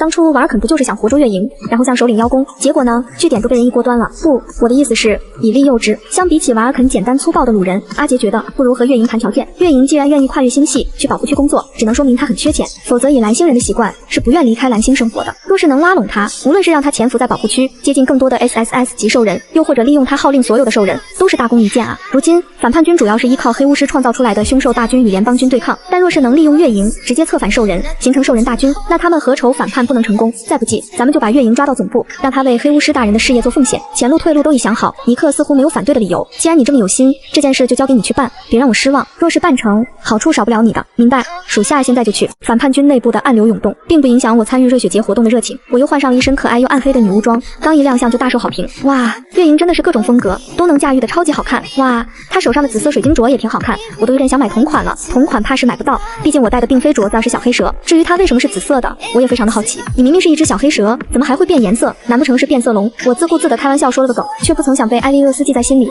变色龙就是上次说到的神兽吗？月莹，你在这干嘛呢？许时涵和霍尔德听说我要操办长桌宴，便都来帮忙。没什么，对于小黑蛇的异样，我并没有主动提及，准备再观察观察。那你想好晚上的菜单没？需要我们做什么？一提起吃的，许时涵和霍尔德就有些迫不及待。蒸羊羔、蒸熊掌、蒸鹿尾儿、烧花鸭、烧雏鸡、烧泽、卤猪、卤鸭、酱鸡、腊肉、松花小肚等等，这些都是给我们吃的吗？听到我飞速的报着菜名，许时涵有点不敢置信的打断了我。结果只见我扬起狡黠的笑容，转身就上了梦极雪豹的背。当然是骗你们的啦！馋完人就跑，月莹果真是学坏了。长桌宴虽然没有像我报菜名一样的满汉全席，但是精心准备的菜肴同样征服了所有人的胃，吃的是酣畅淋漓，大快朵颐。尤其是我穿着女巫装，带着小黑蛇变得幽紫色水晶镯，熬着乌漆嘛黑的可乐姜汤，让大家排队试毒的时候，众人纷纷乐开了花，直呼女巫大人饶我们一条狗命。大家吃饱喝足后，又开始换装，准备参加户外篝火式的假面舞会。当我身穿超级华丽的红丝绒大裙摆礼服出现时，没有人不为之惊叹。原来如此繁复的礼服，竟然真的有人能将他们穿着的这般貌美。那个，我还是先戴上面具吧，有点不太习惯被万众瞩目的我，难为情的戴上黑色羽毛面具，上面还贴满了碎钻，在篝火摇曳中格外夺目。美丽的女王，可愿与我共舞一曲？热情大胆的人已经开始向我邀约跳舞，随之而来的是无数双邀请的手，我手足无措之际，最后竟然盯上了一旁乖巧呆萌的玄角。谢谢各位，我准备和玄角为大家献上一段舞蹈。说干就干，我像抓住救命稻草一般，拉着石铁兽的手就开始往篝火中间前进。一脸懵懂的石铁兽虽然不理解我的用意，却因为无条件的信任而乖巧地跟上我的步伐。角角，你陪我跳一下舞好不好？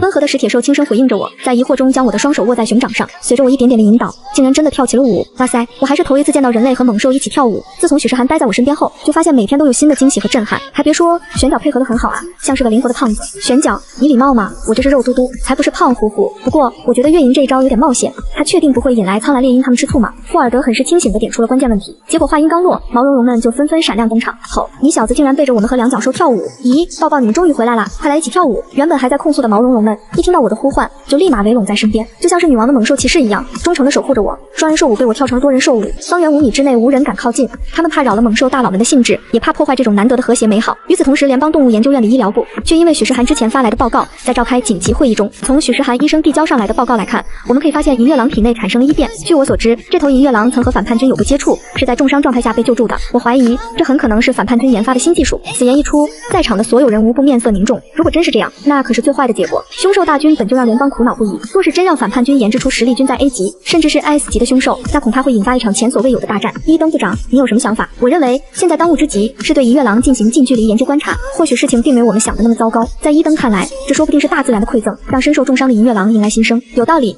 正好前段时间保护区那边递交人员调派的申请，你觉得派谁去合适？伊登沉思了一瞬，终于想到最合适的人选。院长，你看卡尔卓如何？距离瑞雪节的盛宴已经过去3天，许世涵带着卡尔卓来到第7服务区月营，并介绍一下，这位是联邦动物研究所派来的兽医卡尔卓。卡尔卓，一位拥有极高研究天赋的天才兽医，他是唯一一位在研究部和医疗部同时任职，且得到2位部长认可的优秀人才。月营你好，我是卡尔卓。我看着卡尔卓，莫名想到苍蓝猎鹰卡尔纳。卡尔卓，还真是出奇的巧合。你好，卡尔卓医生。我们简单的打了声招呼后，许世涵就领着卡尔卓开始熟悉他未来的工作环境。卡尔卓医生，你未来将会是第7服务区专属的兽医，有些事情我不便多说，你应该也清楚。许世涵指的是他和卡尔纳的关系。没错，卡尔卓和卡尔纳是亲兄弟，不过并未继承兽人血统，只是一名普通人类。即便如此，他凭借自己的天赋和努力，依旧成为万众瞩目的闪耀新星，是联邦动物研究院院长最看好的下一任人选。明白。在来到保护区之前，卡尔卓就对院长耳提面命。另外，有关第7服务区的一切都由霍明锦区长直接负责。不过日常主要的负责人还是月营站长。还有，如果在服务区内看到进化期猛兽，不用太害怕，但也不要贸然靠近，除非月营在场。在月营的细心教导下，白金王虎他们对于服务区内的常住人口不会像其他人那般排斥，但也最好不要去招惹，毕竟他们谁都不是第2个月营。所以，林站长真的能让猛兽听话？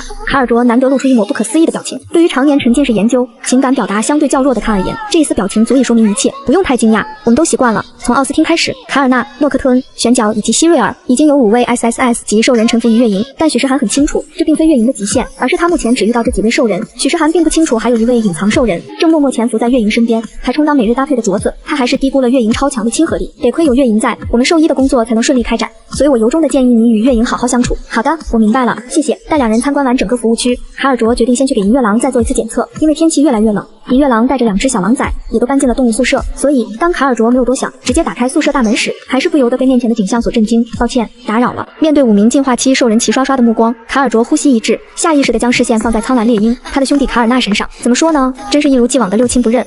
与卡尔卓对视上的卡尔纳挥舞着翅膀，目光灼灼地盯着卡尔卓那一头蓝色秀发，鹰眼闪过一抹不爽，竟然有2脚兽和自己撞款了，这可不行。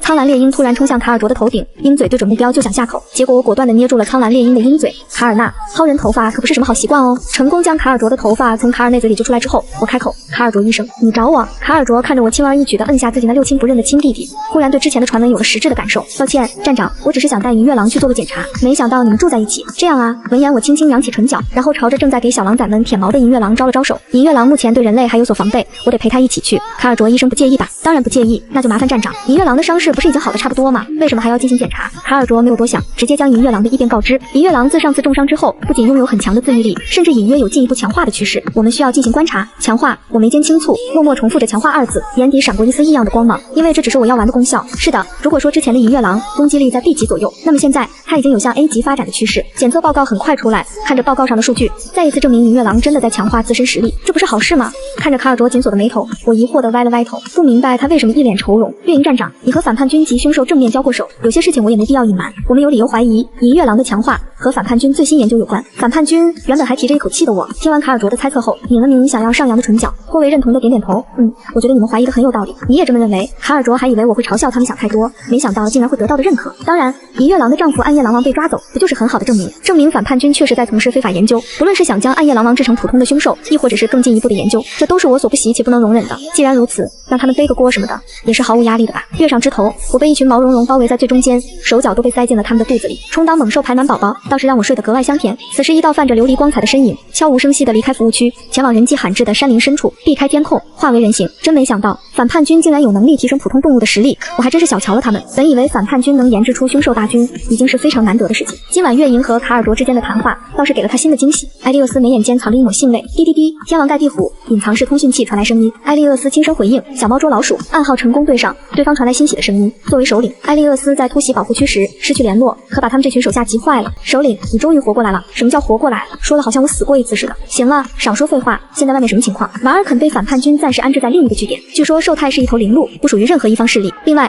联邦加大了打击反叛军的力度，帝国王庭和神殿都参与其中。帝国王庭和神殿，这倒是让艾利厄斯有些诧异。金辉帝国和星耀王庭暂且不提，素来偏居一隅的银翼神殿也参与其中，这是他没想到的。难道是我明明只是和毛茸茸睡了个觉，却成了星际重点保护对象？就连反叛大 boss 也想掳走我，只因我饲养的毛茸茸都是帝国大佬，可我却对此一点都不知。此时还亲自带着他们到山谷玩滑冰。白金王虎坐在滑冰板上，从最高处一路滑到最低点，可下一秒板子被雪掩埋的石头撞到，白金王虎华丽丽的摔了个大跟头。见状我急忙跑去查看，可刚一靠近，白金王虎就猛然抬头，将头上的雪全部甩到了我身上。嗷呜！恶作剧成功的白金王虎得意的冲着我嗷呜一声。然而一直在空中盘旋的苍蓝猎鹰突然发出叫声。卡尔纳，怎么了？我疑惑的抬头，并未发现异样，又转眼看了下在雪地里打滚的梦吉雪豹他们，同样未曾警戒。如果有凶兽，他们应该都会是相同的反应。苍蓝猎鹰直接飞走了，我也没多想，只能跟上。而此时艾利厄斯虚弱的躺在雪地里，原来之前他偷跑出来和手下联系，结果回去时却遇到了暴风雪，然后就被困住了。月影，你为什么还不来找我？僵硬的趴在雪堆里的小黑蛇眼睛已经开始渐渐闭合，他心里有点委屈，如果是那几只蠢货，笨蛋饲养员恐怕早就担心的到处找人了吧。也是，我是强行碰瓷来的，他又怎么会将我放在心上？在最后一丝光芒即将消散之际，艾利厄斯竟然隐约看到一抹熟悉的身影，不等他反应过来，大脑就彻底关机了，只记得一声轻叹，这小家伙怎么跑这里来了？我以最快速度跑回第7服务区，把小冰蛇交给卡尔卓。此时小黑蛇已经被冻伤了，之后我拿着收拾干净的保温箱走进医疗室，见卡尔卓还在为小黑蛇上药，担忧极了。你们发现的再晚一点，就可以为他准备葬礼了。这次真是多亏卡尔纳眼尖，我一直以为小黑蛇是自己找地方冬眠去了。说起这事，我也有些自责。好了，小黑蛇的冻伤已经处理好，先放到保温箱里观察几天。被折腾了这么久，小黑蛇还是一副昏迷不醒的模样，可见确实伤得不轻。治疗冻伤的药每天都要擦，等他醒来给他准备点食物，他需要热量恢复身体。好，谢谢卓医生。我拿过卡尔卓手上的药膏，转身抱着保温箱回到动物宿舍，放在床上离我睡觉最近的位置，方便随时照看。毛茸茸们滑冰的时候消耗了不少能量，再加上他们带着我去救小黑蛇，一路狂奔早就饥肠辘辘。为了犒劳和奖励，我给毛茸茸们准备了大餐。咦，小黑你醒了？我看着毛茸茸们埋头苦吃，正想看看小黑蛇的情况，就对上他圆溜溜的黑眼睛。正好我给你也准备了特制罐头，我去厨房拿。艾利厄斯看着面前和他盘起来差不多大的罐头，忽然觉得月莹对他也没那么不重视，怎么不吃？是不喜欢吗？见小黑蛇光抬头看，我以为他是动不了，又将罐头轻轻地往他那推了推。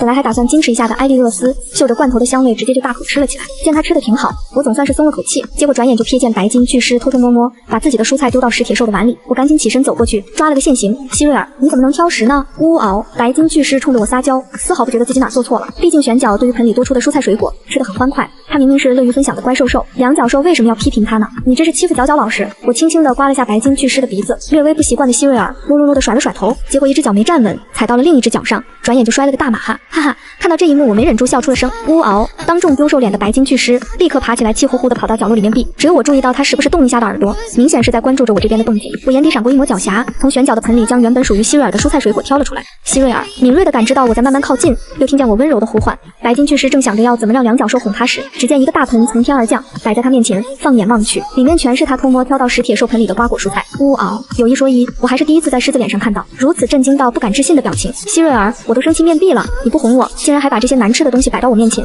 你是魔鬼吗？不用太感谢我，我知道你是乖宝宝，即便是面壁思过，也不会浪费这些蔬菜水果，所以特意端过来给你。很好，我又开始扑二毛茸茸了，还是第一次被扑二的白金巨狮不懂其中的套路，只听到我夸奖他的声音，他望着我，又低头瞄了一眼食盆，最终一狠心一跺脚，一股脑的就把盆里的蔬菜吃掉了。呜嗷！乖宝宝，求夸！希瑞尔亮晶晶的绿宝石眼睛看着我，哇，希瑞尔真棒，竟然都吃完了。呜嗷！被夸得晕乎乎的白金巨狮又开始昂首挺胸，饭后散步一般的巡视领地，全然忘记之前出糗摔跟头的事情，甚至还自觉地帮我监督其他兽兽有没有挑食。眼见着我又轻而易举地驯服了一只猛兽，黑巫师这边却是一点进展都没有。谁能告诉我，他到底是送来让我研究的，还是来让我伺候他的？这已经是黑巫师见到灵鹿兽人的第3天，这3天里，他主要的工作不是研究，而是伺候这位兽人吃喝玩乐。黑巫师大人何必着急？尼克军长站在一旁，透过玻璃窗观察着灵鹿兽人。灵鹿兽人虽为人形，却不会收起自己极具攻击力的鹿角，所以基本上都是以半兽人的形态出现。他虽然是 SSS 级兽人，但从未与外界接触过，单纯无知。首领的意思是让他心甘情愿为我军效力。反叛军好不容易抓来一名 SSS 级兽人，又是个好骗的主，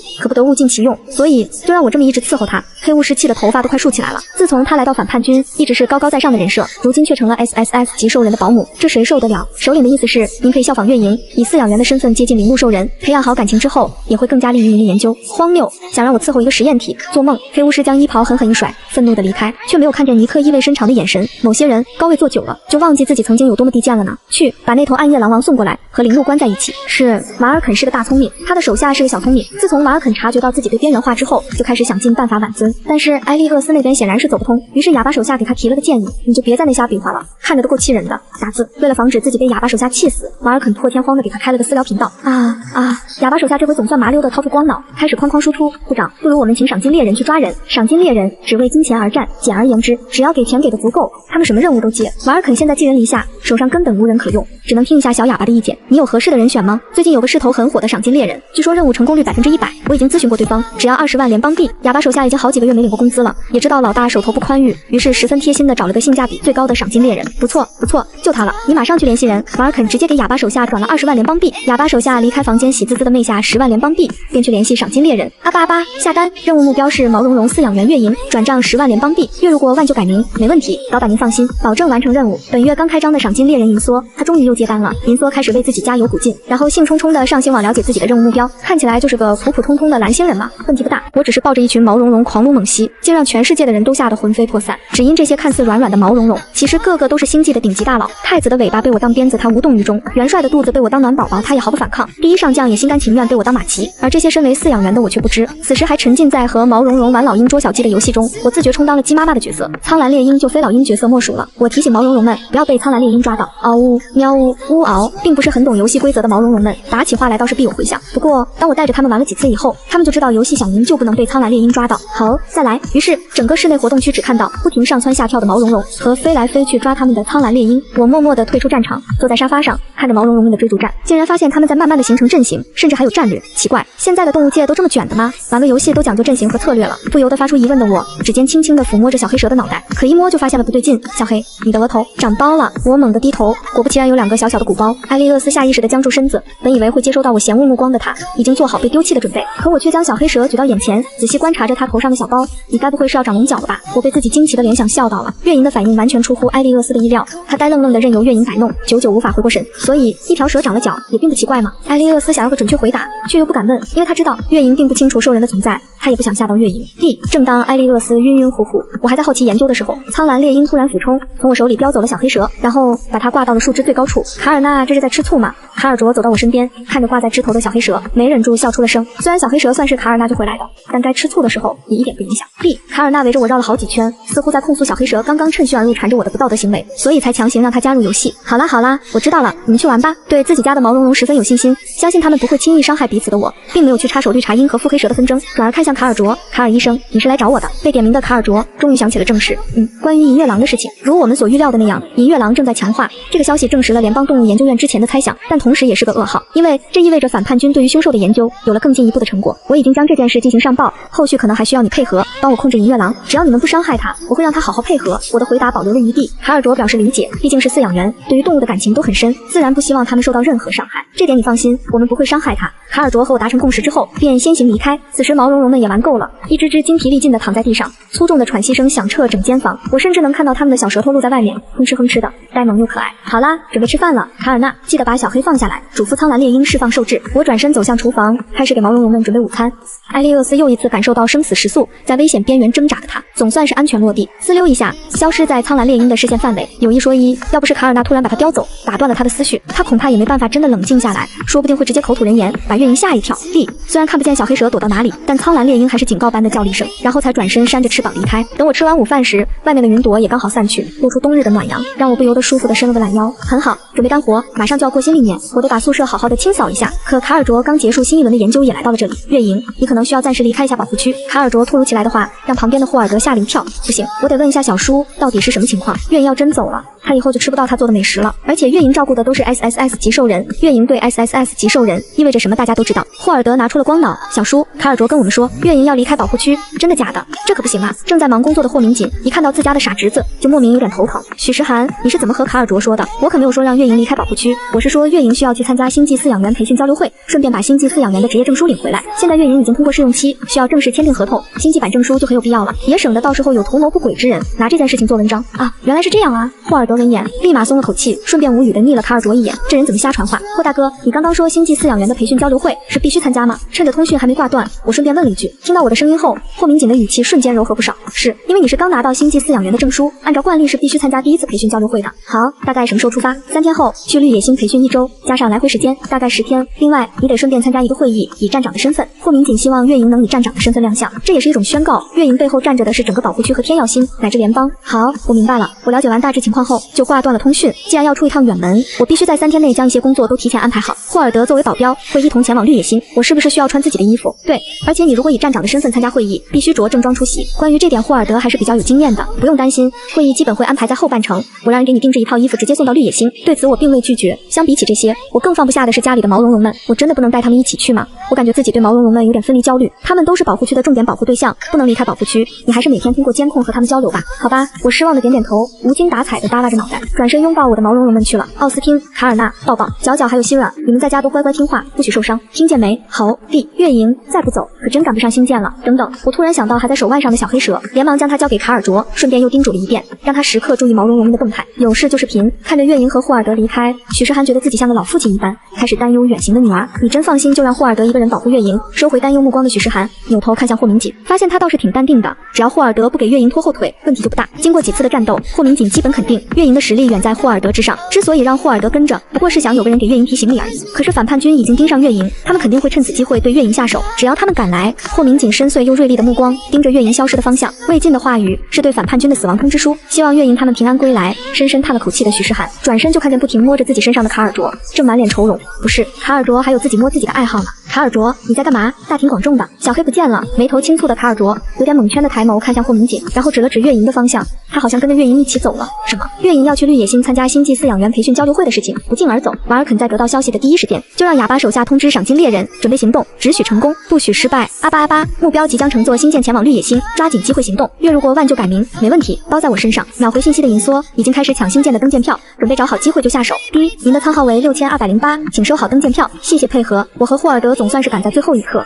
登上了星舰。检查星舰房间安全后，霍尔德开始悠闲地玩游戏机。星舰上有各种设施，吃饭娱乐两不误，你可以随意逛逛。怕我无聊，霍尔德特意提醒了我一下。那这里会有毛茸茸吗？我只对动物感兴趣。霍尔德满脸无奈地冲我微笑。会有专门的动物舱，但是不允许外人进入，不让外人进入，这不就是防着我撸毛茸茸吗？哼，我心里很难受。正当霍尔德在想要怎么安慰我时，外面忽然传来一阵吼声，以及人群慌乱的惊叫声。吼！在星舰上看见白金巨狮的瞬间，我曾怀疑过自己是不是眼花了。然而，现场慌乱四窜的旅客提醒着我，眼前的景象都是真实发生的。希瑞尔，我冲着上方正跳圈跳得无比欢快的白金巨狮大吼一声，差点把小狮子直接干下来。呜嗷呜嗷！白金巨狮听到有人喊他，绿色的狮眸中泛着疑惑，直到瞥见我的身影，才立马高兴地从上方窜了下来。呜嗷！不过是一会儿没见，白金巨狮仿佛找到失散已久的亲人般，不停地黏着我，疯狂地用狮头蹭我。好啦，闯这么大祸，你还好意思撒娇？我没好气地白了他一眼，随后看向及时赶到的新建乘警，赶紧从身上掏出保护区的站长证。你好，我是天耀星第7服务区的站长月营，他是我们负责照顾的白金巨狮希瑞尔，因为意外偷偷跟着我们上了星舰，对此我十分抱歉。乘警翻看着我的站长证，确认真实性之后，便将证件还给了我，语气倒是很友好。无妨，希瑞尔只是一直在游乐设施那里跳来跳去，并没有伤到旅客。对于受到惊吓的旅客，我们会进行安抚，请放心。为了避免白金巨狮再吓到其他旅客，我只能委屈他先挤进双人舱中。好在双人舱还算宽敞，中间空出的地方塞下一只白金巨狮绰绰有余。而慢我一步赶到的霍尔德，已经在看见白金巨狮的第一时间与霍明锦取得联系。小叔说他会马上和相关部门联系，解决星舰上的事情，让你照顾好白金巨狮，其他的都无需担心。行，希瑞尔，今天得委屈你挤在这里待一晚，等明天下了星舰，我再带你活动活动，好吗？我耐心的和白金巨狮解释着，并没有因为他偷摸着跟上来，还闯了这么大的祸而责怪他。呜嗷，好，白金巨狮十分配合的找了个舒服点的地方，直接躺下，一路追着我，偷偷摸摸的上星舰。又玩了一阵，他也累了。那个霍尔德看着霍明锦发来的最新消息，支支吾吾的看向我，最终心一横，眼一闭，还是说了出来，抱歉，小黑蛇也不见了，疑似同样上了星舰。被震惊到无语的我已经无言以对，我就是出趟差而已，怎么就接连丢了2只兽兽？算了，我待会出去找找小黑，找不到再说。小黑蛇体积小，在偌大的星舰中想要找到并不容易，所以我也没有抱太大的希望。而此时，一道高大俊朗的身影正偷偷摸摸地进入某豪华舱，顺走主人一件看起来就非常昂贵的衣服后，便悄无声息地消失了。咕咕，白金巨狮的肚子响起饥饿的声音，我满脸愁容地看着他，因为没有带毛茸茸出门的计划，所以我并未准备罐头之类的食物。霍尔德，我去给希瑞尔买点肉回来，你先看着他。咚咚咚，正当霍尔德准备说他去找食物的时候，门外刚好有人在敲门，于是他只能先走到门口，打开门缝，瞄了一眼，发现是之前的乘警。客人你好，我是代表星舰来沟通白金巨狮的相关事宜。霍明锦在第一时间和星舰上级取得联系，很快便得到特批，准许白金巨狮继续留在星舰上，直到我2人到达绿野星。鉴于白金巨狮身形巨大，所以霍明锦区长为您2位进行了升舱。豪华舱的客人是可以携带宠物您或许能保证希瑞尔不会伤害其他客人。当然，希瑞尔很听话，这点我可以保证。证。如果不这么保证，恐怕白金巨狮就需要送往专门的动物舱，到时候反而容易发生不可控事件。而程锦在来之前，显然已经得到消息，明确了我的身份，自然也清楚白金巨狮实际上是帝国太子，所以出于负责任的态度，他也只是想再次确认而已。那就没问题了，我现在先带您二位前往豪华舱入住。霍尔德也没想到希瑞尔的出现竟然还能升舱，他乐得享受，立马背上2人的行李跟上程锦，而我只需要负责白金巨狮即可，拽着白金巨狮的鬃毛，省得他又瞧新鲜到处乱窜。而在我们进入电梯时，一位身着黑金色制服的男士也在里面，我看见他的脸愣住了。